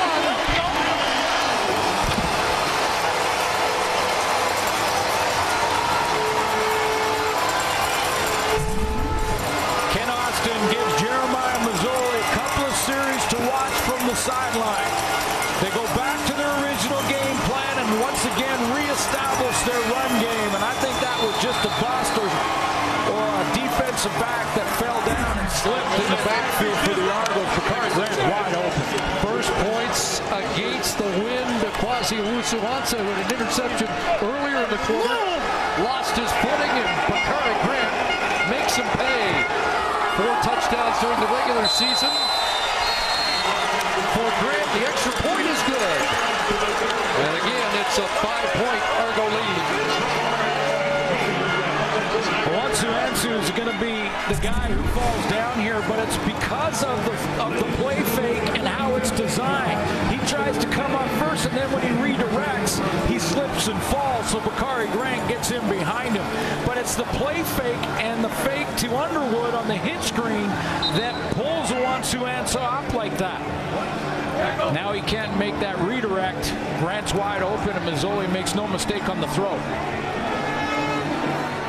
2 of the 4 regular season touchdowns for Grant against the Argos, and he has the first Hamilton major of his Eastern semifinal.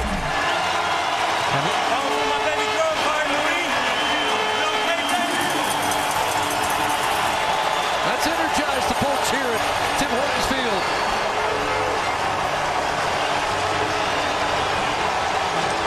Watch the jump and the step that the Hamilton defense has this next series.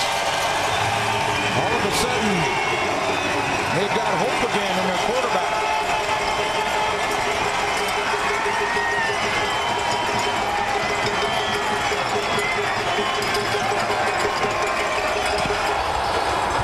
Headlock, short boot. Fielded by one of the up men. The Landers has it.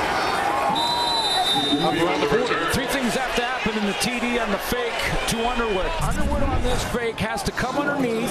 There has to be a bit of a hesitation from Grant, and then a pump fake there from the quarterback and Jeremiah Mazzoli. They get all three, and that draws both defenders for the Argos up, and that shoulder fake from Mazzoli on the pump.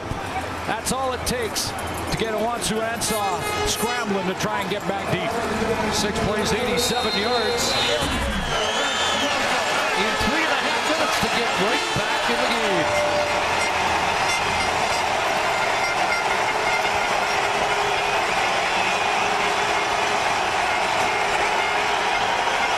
Argos start at the 41, double tight ends.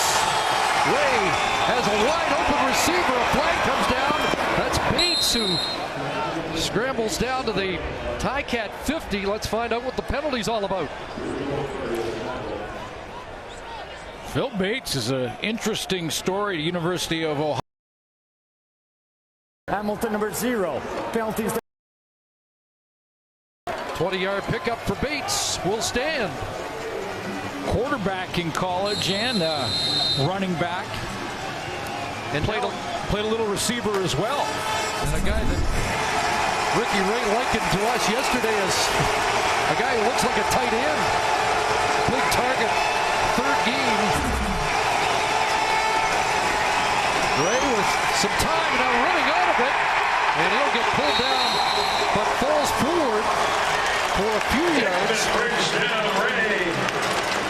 Down around the 46. He's been hit a few times, but as this game has gone on, midway through this third quarter, that old line for the Toronto Argonauts, you get your two ends standing up high there, and remember, no Eric Norwood. 2nd and 7.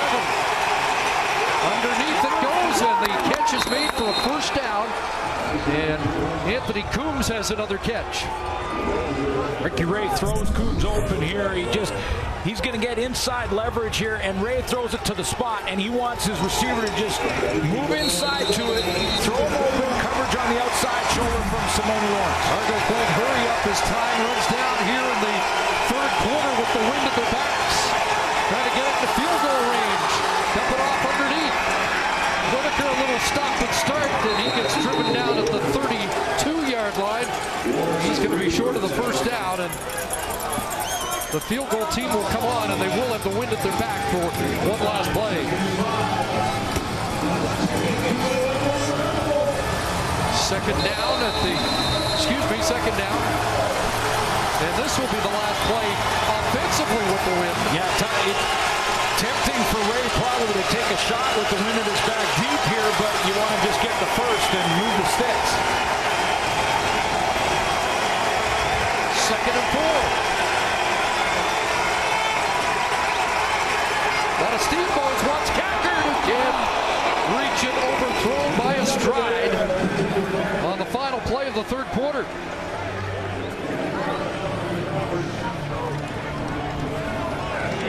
So now Scott Milanovich has a decision. Does he kick a 40-yard field goal into the wind or leave the offense on the field?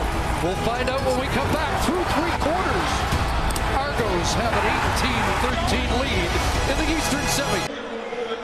Argos could only increase their lead by 1 through 3 quarters. That was a big touchdown against the wind for Bakari Grant of the Ticats. Yeah, Jeremiah Mazzoli, and a great strategy from Kent Austin, quite frankly, to pull him for a couple of series. Ja'Cory Harris goes in. His passing accuracy is not there either, so they go back to the strength, which is Mazzoli's running. That starts that drive. They finish with a touchdown. It was a big one. Going to be an interesting finish, and the Argos with an opportunity to score points for the first time against the wind. but it's going to be a 40-yard field goal for Swayze Waters. And Brandon Banks awaits in the end zone if you make a mistake. Remember, you've got some bigger guys in your field goal protection team that would have to cover if Waters misses. As mentioned, the wind's been a factor, but not as big as some games here at Tim Hortons Field this year. Waters has missed it. And Banks will field it, but is he coming out or not? He puts a knee down, so it's just one, and a 6-point lead for Toronto as we start the fourth quarter. Let's head down to the sidelines. An injury update from Matthew Shinetti. Guys, just an injury update on Eric Norwood. He came to the sidelines immediately after he was taken off. They looked at his right knee. He was in a lot of discomfort. They immediately put ice on it, gave him crutches, and he went to the Ticats locker room. Guys. Big loss. One of the top defensive ends in the league.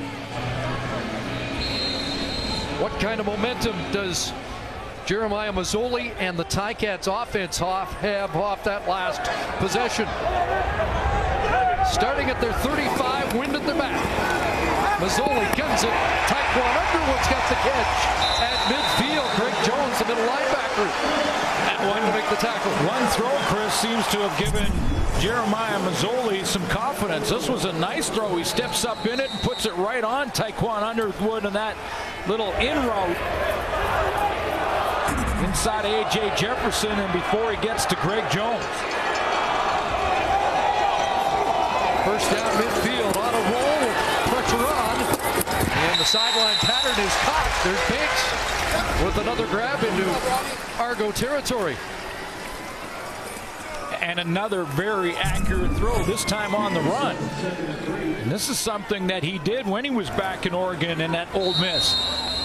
So going back to the touchdown pass, that's 3 completions in a row for Masoli. Touchdown pass when a DB slipped, but it's given Jeremiah Masoli confidence. 2nd and 3. And Gable made the first man miss and spins for the first down. A flag comes down near the end of the play. Take a look at what this flag is. I look like Luke Tasker may have been a little bit late coming into that down block.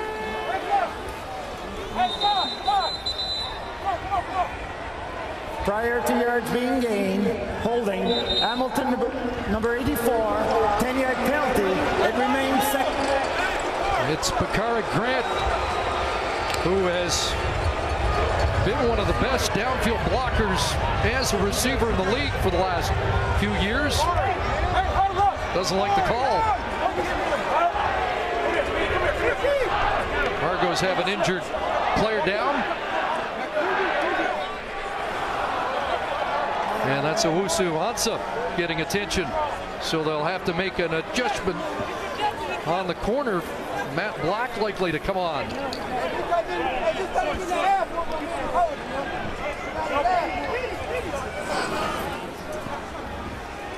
And there is Black, who will play the field corner. Take a look at Bakari Grant. He's right here, right on the hash mark, just outside the hash mark on the illegal block. Well, he's grabbing Isaiah Green. That was the illegal block penalty. Luke Tasker made the key block to spring the run.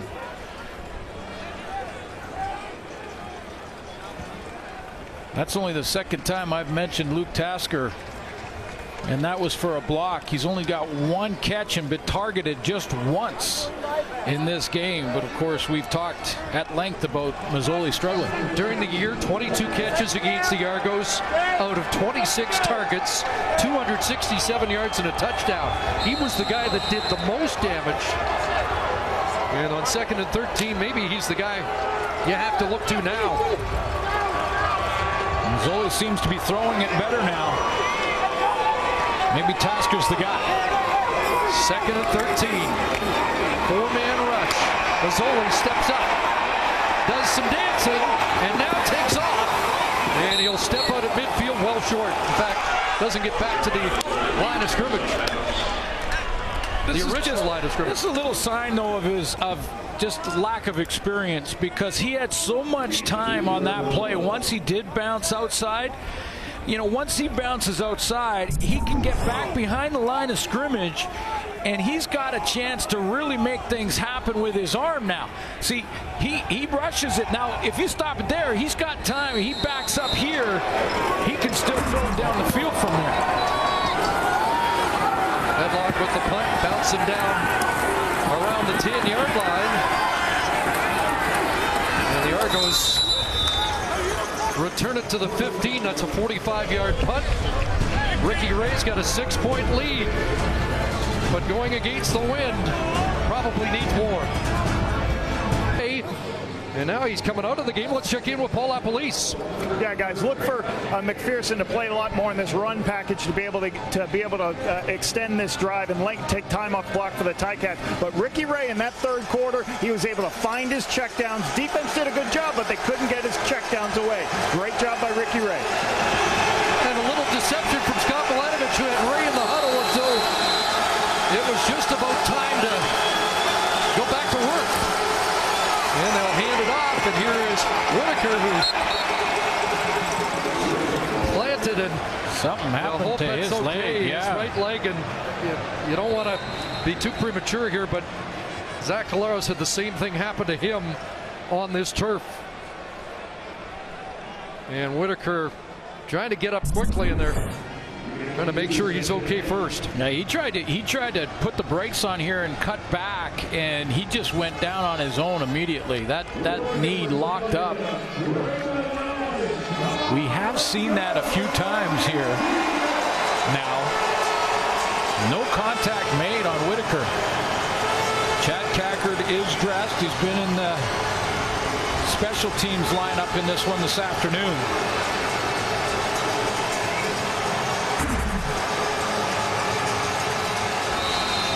Whitaker limps off, gain of 1, 2nd and 9, and Ray's back in.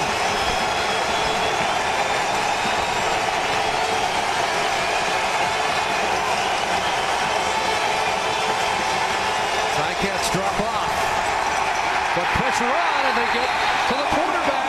Ricky Ray's been sacked once again by Ted Laurent. Well, he is almost impossible to stop. I mean, Ted Laurent gets a push here, and I don't care if you're an all-pro year after year after year, and Jeff Keeping's as good as it gets at center in the league right now. He gets on his roller skates and cannot stop Ted Laurent. He just drives back into the pocket, and Ricky Ray goes down. Loss of 9. Waters stands in the end zone. Does Scott Milanovich give up 2? Banks awaiting at the Argo 42-yard line. Yeah, you got to do it. And the 2 points conceded. It's a 4-point Argo lead. Ted Laurent with a big defensive play, and there's Zach Collaros upstairs celebrating that defensive play. Calgary, the Western semi, Bo Levi Mitchell and the Stampeders against the BC Lions, the winner to go to Edmonton. But we're down to a 4-point game in Hamilton as we head back to Chris and Glenn. Looks like it's going down to the wire today, Rod. Justin Pilardi to kick off after the safety conceded. And he'll have to re-tee the football. Pilardi just handling kickoffs today to help save Swayze Waters' leg, who has had some leg issues the last few months. Brandon Someone's going to have to hold this. Yeah, they're going to have their safety hold it. Brandon Banks has moved up to his own 40-yard line, basically, because Argo's kicking into this strong wind and seems to have become a little stronger here in this fourth quarter.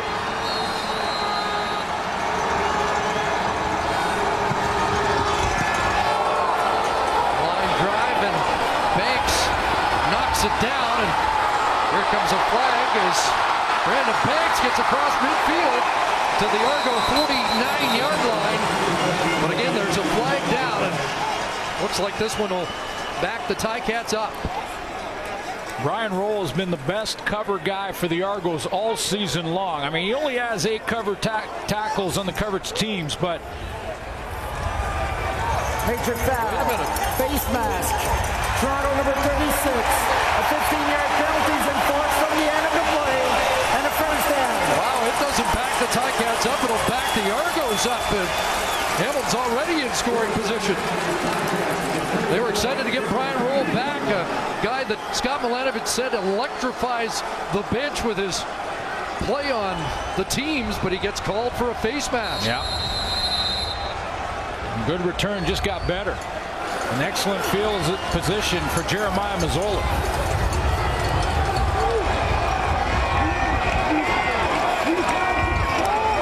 Pitch to Gable.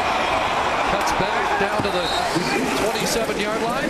Let's go down to the sidelines. Another injury update from Matthew Shinetti. Absolutely, CC. Terrell Singfield is in street clothes on the Ticats sidelines earlier in the first half, and then into the second half. He was complaining about his right foot. They wrapped it up several times. And clearly, he's out now, and that right foot is still wrapped up, guys. Boy, a weapon that could have been so valuable today. 1,000-yard receiver. Second and short. Hand off again. Big hole. C.J. Gable with a spin, and he's still on his feet. Driving it down inside the 10. Well, that's the C.J. Gable that we saw in his brilliant rookie campaign. 18-yard run.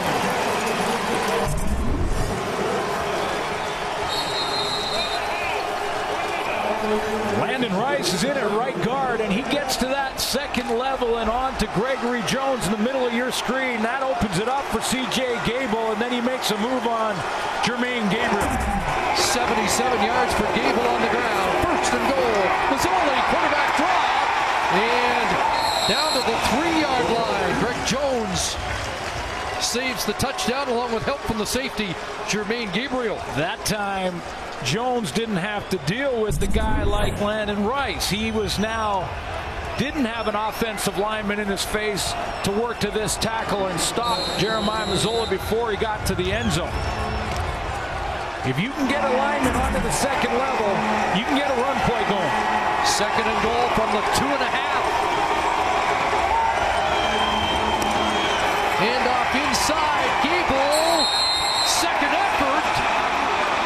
And he gets down inside the 1, but it's going to be third and goal at the 1. And a decision for Ken Austin.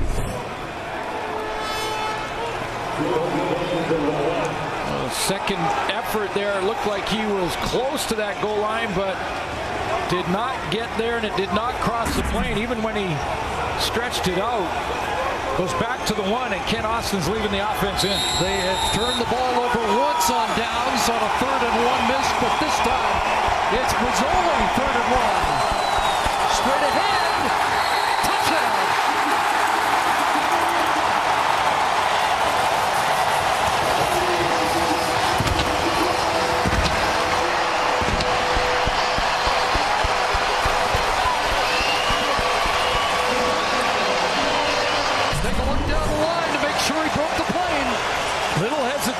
From Mazzoli initially, and then he gets going forward momentum.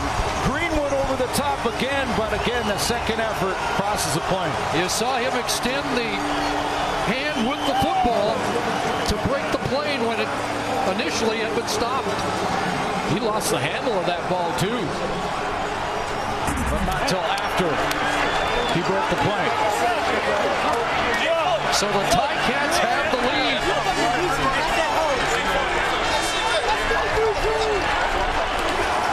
And now Medlock trying to make it a 3-point Hamilton advantage. Got it.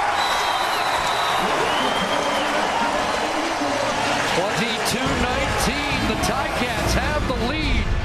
After the safety, they drive it in, and on 3rd and 1, Ken Austin celebrates a Ticat touchdown. The CFL playoffs on TSN are brought to you by GMC Sierra. We are professional grade. Ticats by 3 midway through the fourth quarter. Might get a finish like we had in the CIS yesterday. How about those games? Congratulations to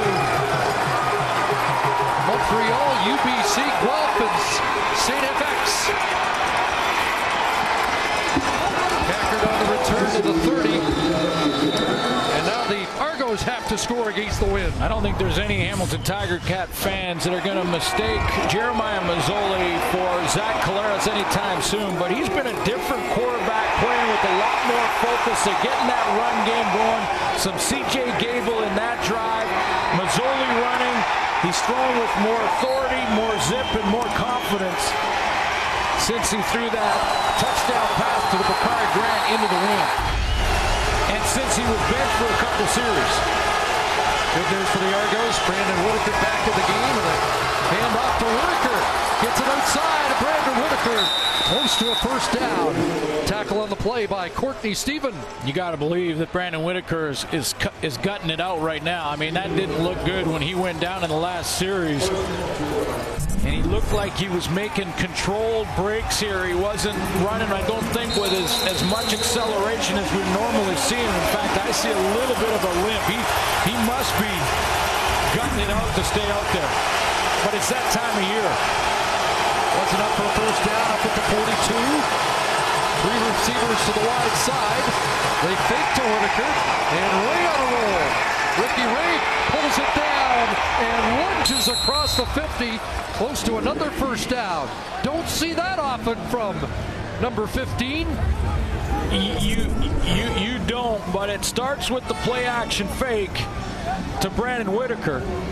That influences both Simone Lawrence and Taylor Reed.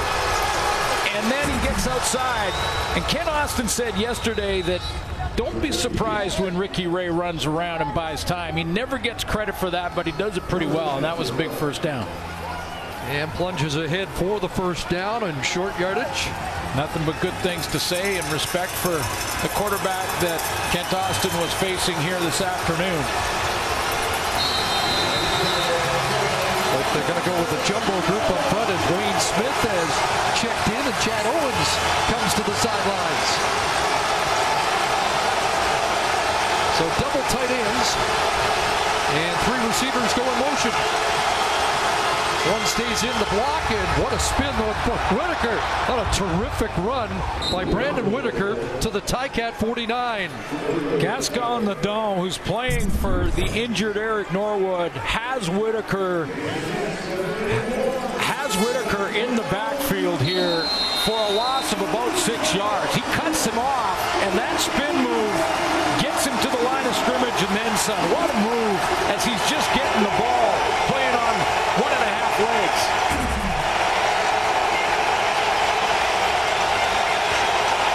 Second and about 3.5.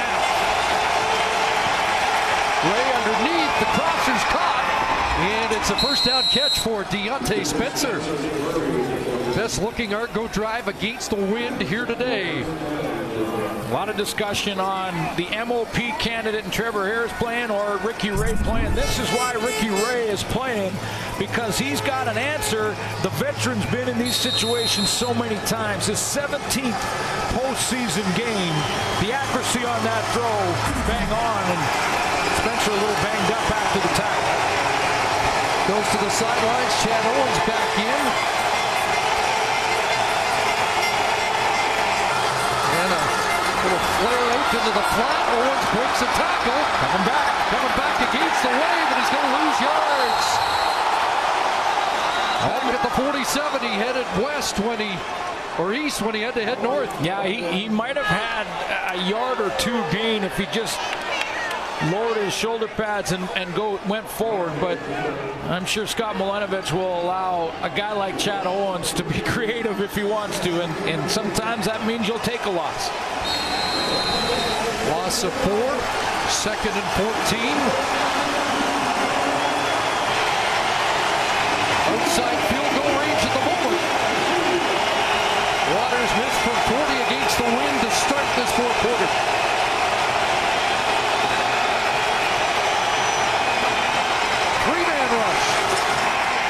Ray under pressure.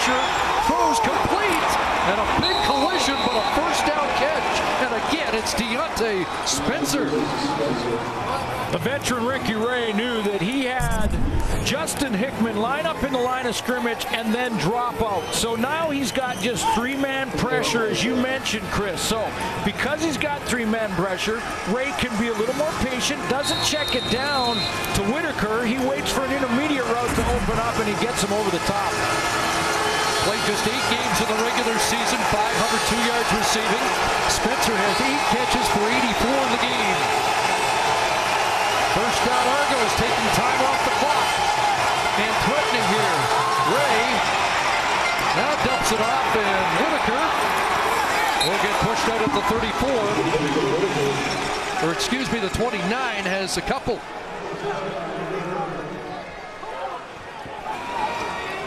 Ricky Ray now over 200 yards passing in the game.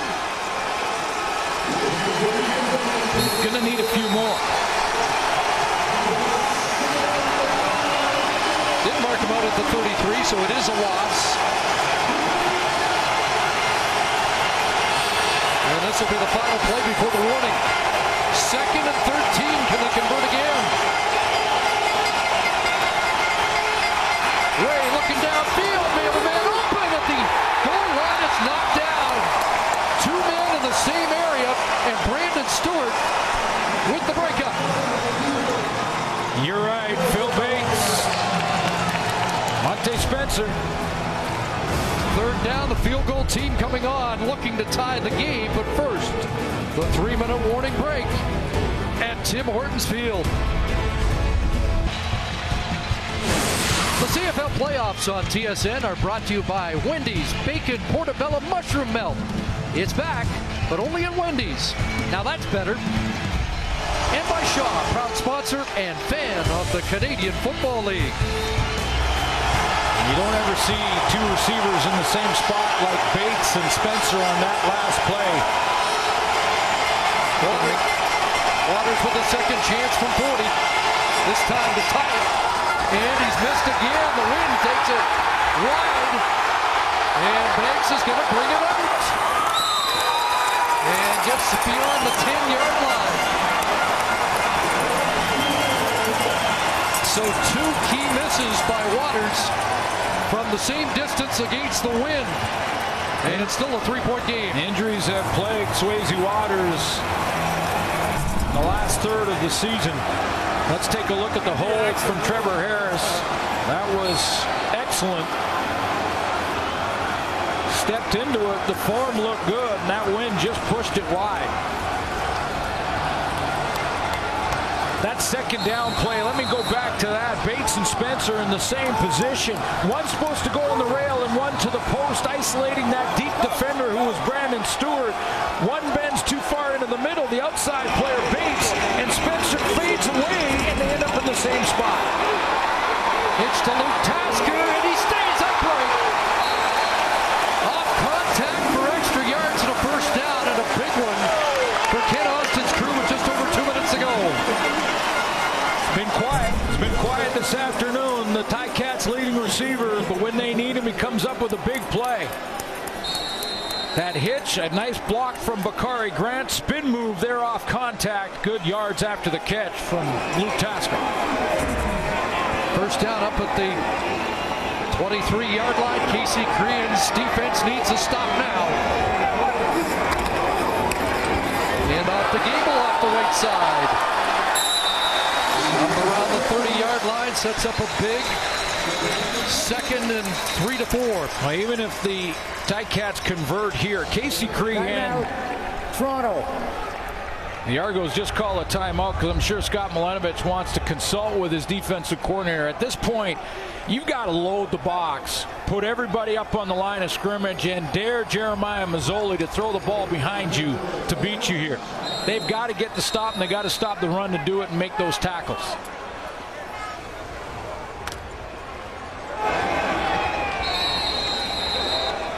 Bring as many as you can right in there. 2nd and 3. Tasker in motion. Gable the handoff. He's going to get stuck right at the line of scrimmage. and the Argos get the job done. Tristan Opala-Ugo forcing third down. Get the ball back one more time. Haven't talked much about Cleon Lang. There's Opala-Ugo, and here's that box I was talking about, and they bring 7. They get him up in there, including Greg Jones, and say, if you're going to beat us, or at least get another first down, another set of downs, you got to throw it behind us. And it was indeed Cleon Lang who makes the play. Medlock to punt, and Chad Owens back around the Toronto 30. Pressure on, and Medlock just got it away. Short kick. It'll be fielded around the 45 and up near midfield.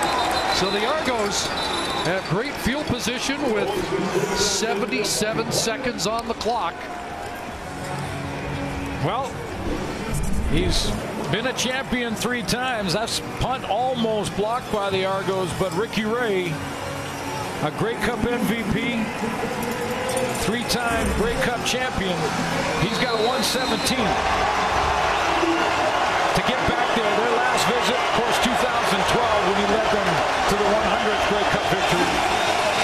Came away empty the last time. It took 6 minutes and 13 seconds off the clock. Keeping the ball out of Hamilton's hands with the win now. They've got it. Can they finish it? Pass is caught. Torrey Gurley hangs in and absorbs a huge hit from Craig Butler for a big first down. Now, big body at 6'4", 230, but Gurley, it's all about courage here as he comes on this in route. The ball thrown a bit behind him. He knows he's going to get hit square in the back, but secures a big catch.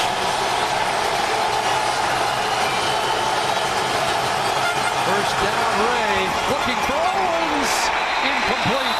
Can't hang on with Emmanuel Davis in coverage. Wynn caught that ball, and it fluttered out of Ricky Ray's hands. Chad Owens was working on the best defensive back in the Ticats secondary, Emmanuel Davis. He closed quickly. 2nd and 10, it would be a 42-yard field goal. Owens should have had that, though.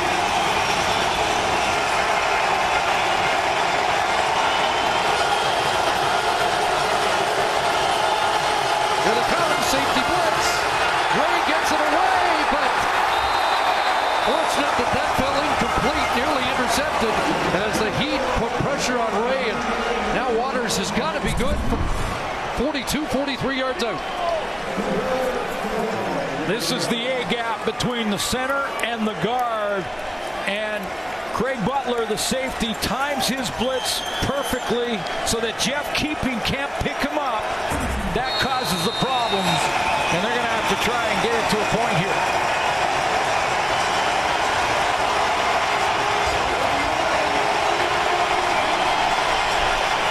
Third chance for Swayze Waters.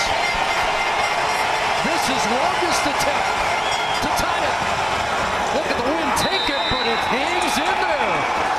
And the game is tied.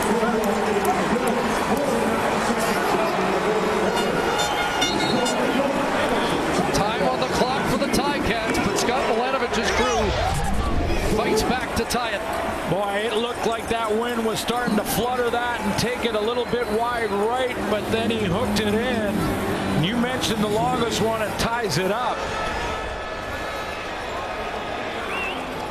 That's a bit of a relief. That's a bit of a relief. Look, the pitcher tells 1,000 words there for Swayze Waters.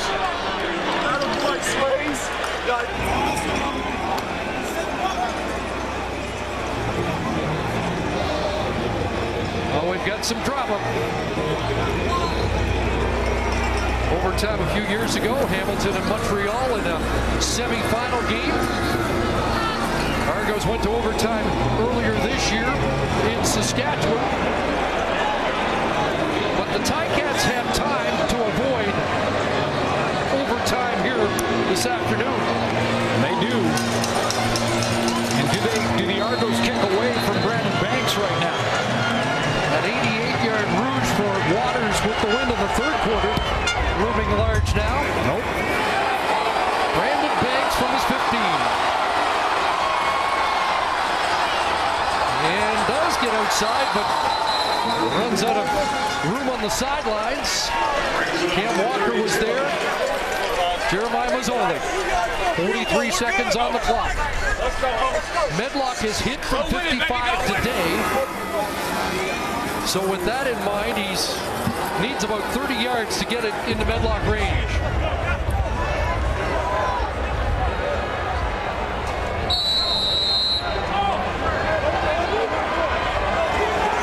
But you can't make a mistake being too aggressive, can you? Take the end around. They're going to screen it on Gable. And a big hit there after the first down at the 43-yard line. Yeah, you're right, Chris. I mean, there's a little balancing act going on right now. Tommy Condell calls a nice play out of the gate in this drive with 43 seconds left to go to that screen. Hamilton. Now the Ticats call their timeout. Great call for a couple reasons. One, it can settle down Jeremiah Mazzoli, who's just in his first start this year, second start in his career in the CFL, and now he's got 43 seconds at the start of this drive to try and win this playoff game. Start him out with the screen to C.J. Gable. I love that call. Just thinking at crunch time like this, 83, Andy Fantuz has been so big in the past. One catch, no yards for Fantuz on the day. First down, Ticats. Into the flat it goes. Tyquan Underwood. Flag is down. And is that going to be roughing the passer? And will that get it near field goal range? Well, if it is, it's almost in field goal range. Major foul. Roughing the passer. Yep. Toronto number 79. 15-yard penalty. First down. Martin Wright draws the call, and that'll put the Ticats where they need to be.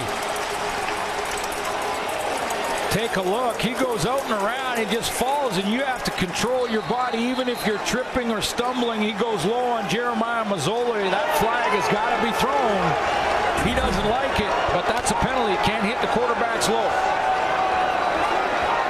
Now they go double tight. And they'll likely not throw the ball again. And off inside. Gable down to the 36. And now the time just does not seem to move fast enough for Justin Medlock, who's going through his motion and his visualization. Scott Milanovich finds Chad Owens and reminds him of what he's got to do if Medlock misses. Jeff Reinbold, the special teams coordinator, trying to keep people away from Medlock so he can go through his mental process. They're just going to get it out in the middle. So it'll come down to one kick. 7 seconds on the clock, and number 7 out to kick the Ticats into the Eastern Final. And right now for Justin Medlock, he's got to visualize that ball, because those goalposts right now look like they're about as wide as a postage stamp. And although the wind's in his back, you saw in the Waters kick that it's not dead straight behind him. From 47 yards out. For the win, Justin Medlock, money, and the Hamilton Tiger Cats are headed to the nation's capital.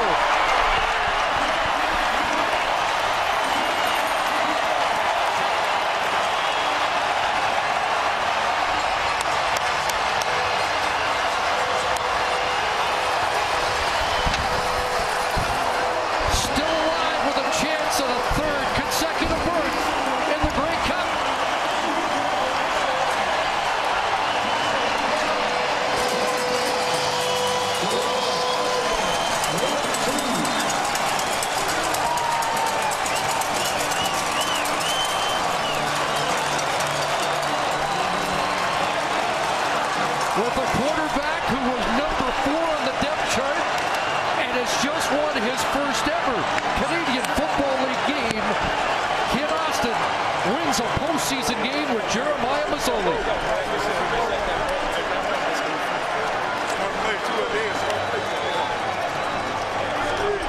And a three-time Grey Cup champion. Heads off, defeated here once again at Tim Hortons Field. Money from Justin Medlock. He gets it up and started, and that splits the uprights almost in half.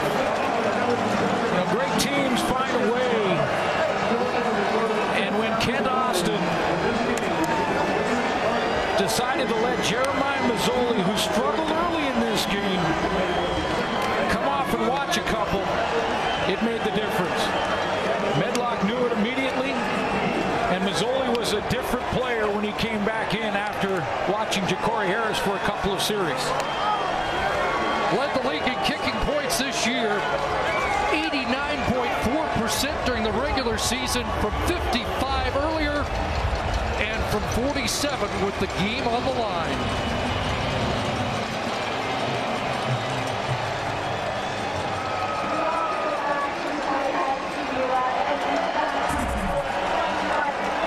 Seven straight completions to wrap up the game for Jeremiah Mazzoli.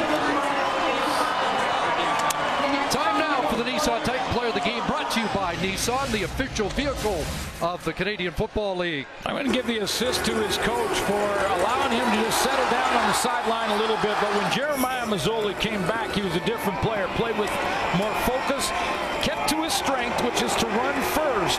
But he started to make some big throws. One against the wind to Bakari Grant for a touchdown.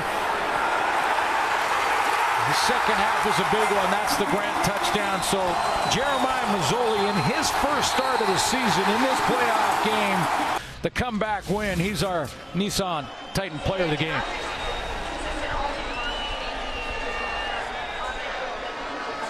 Well, a dramatic day, and the Ticats prevail. They'll meet the Red Blacks in Ottawa next Sunday, and the Argos go home empty-handed again from Tim Hortons Field.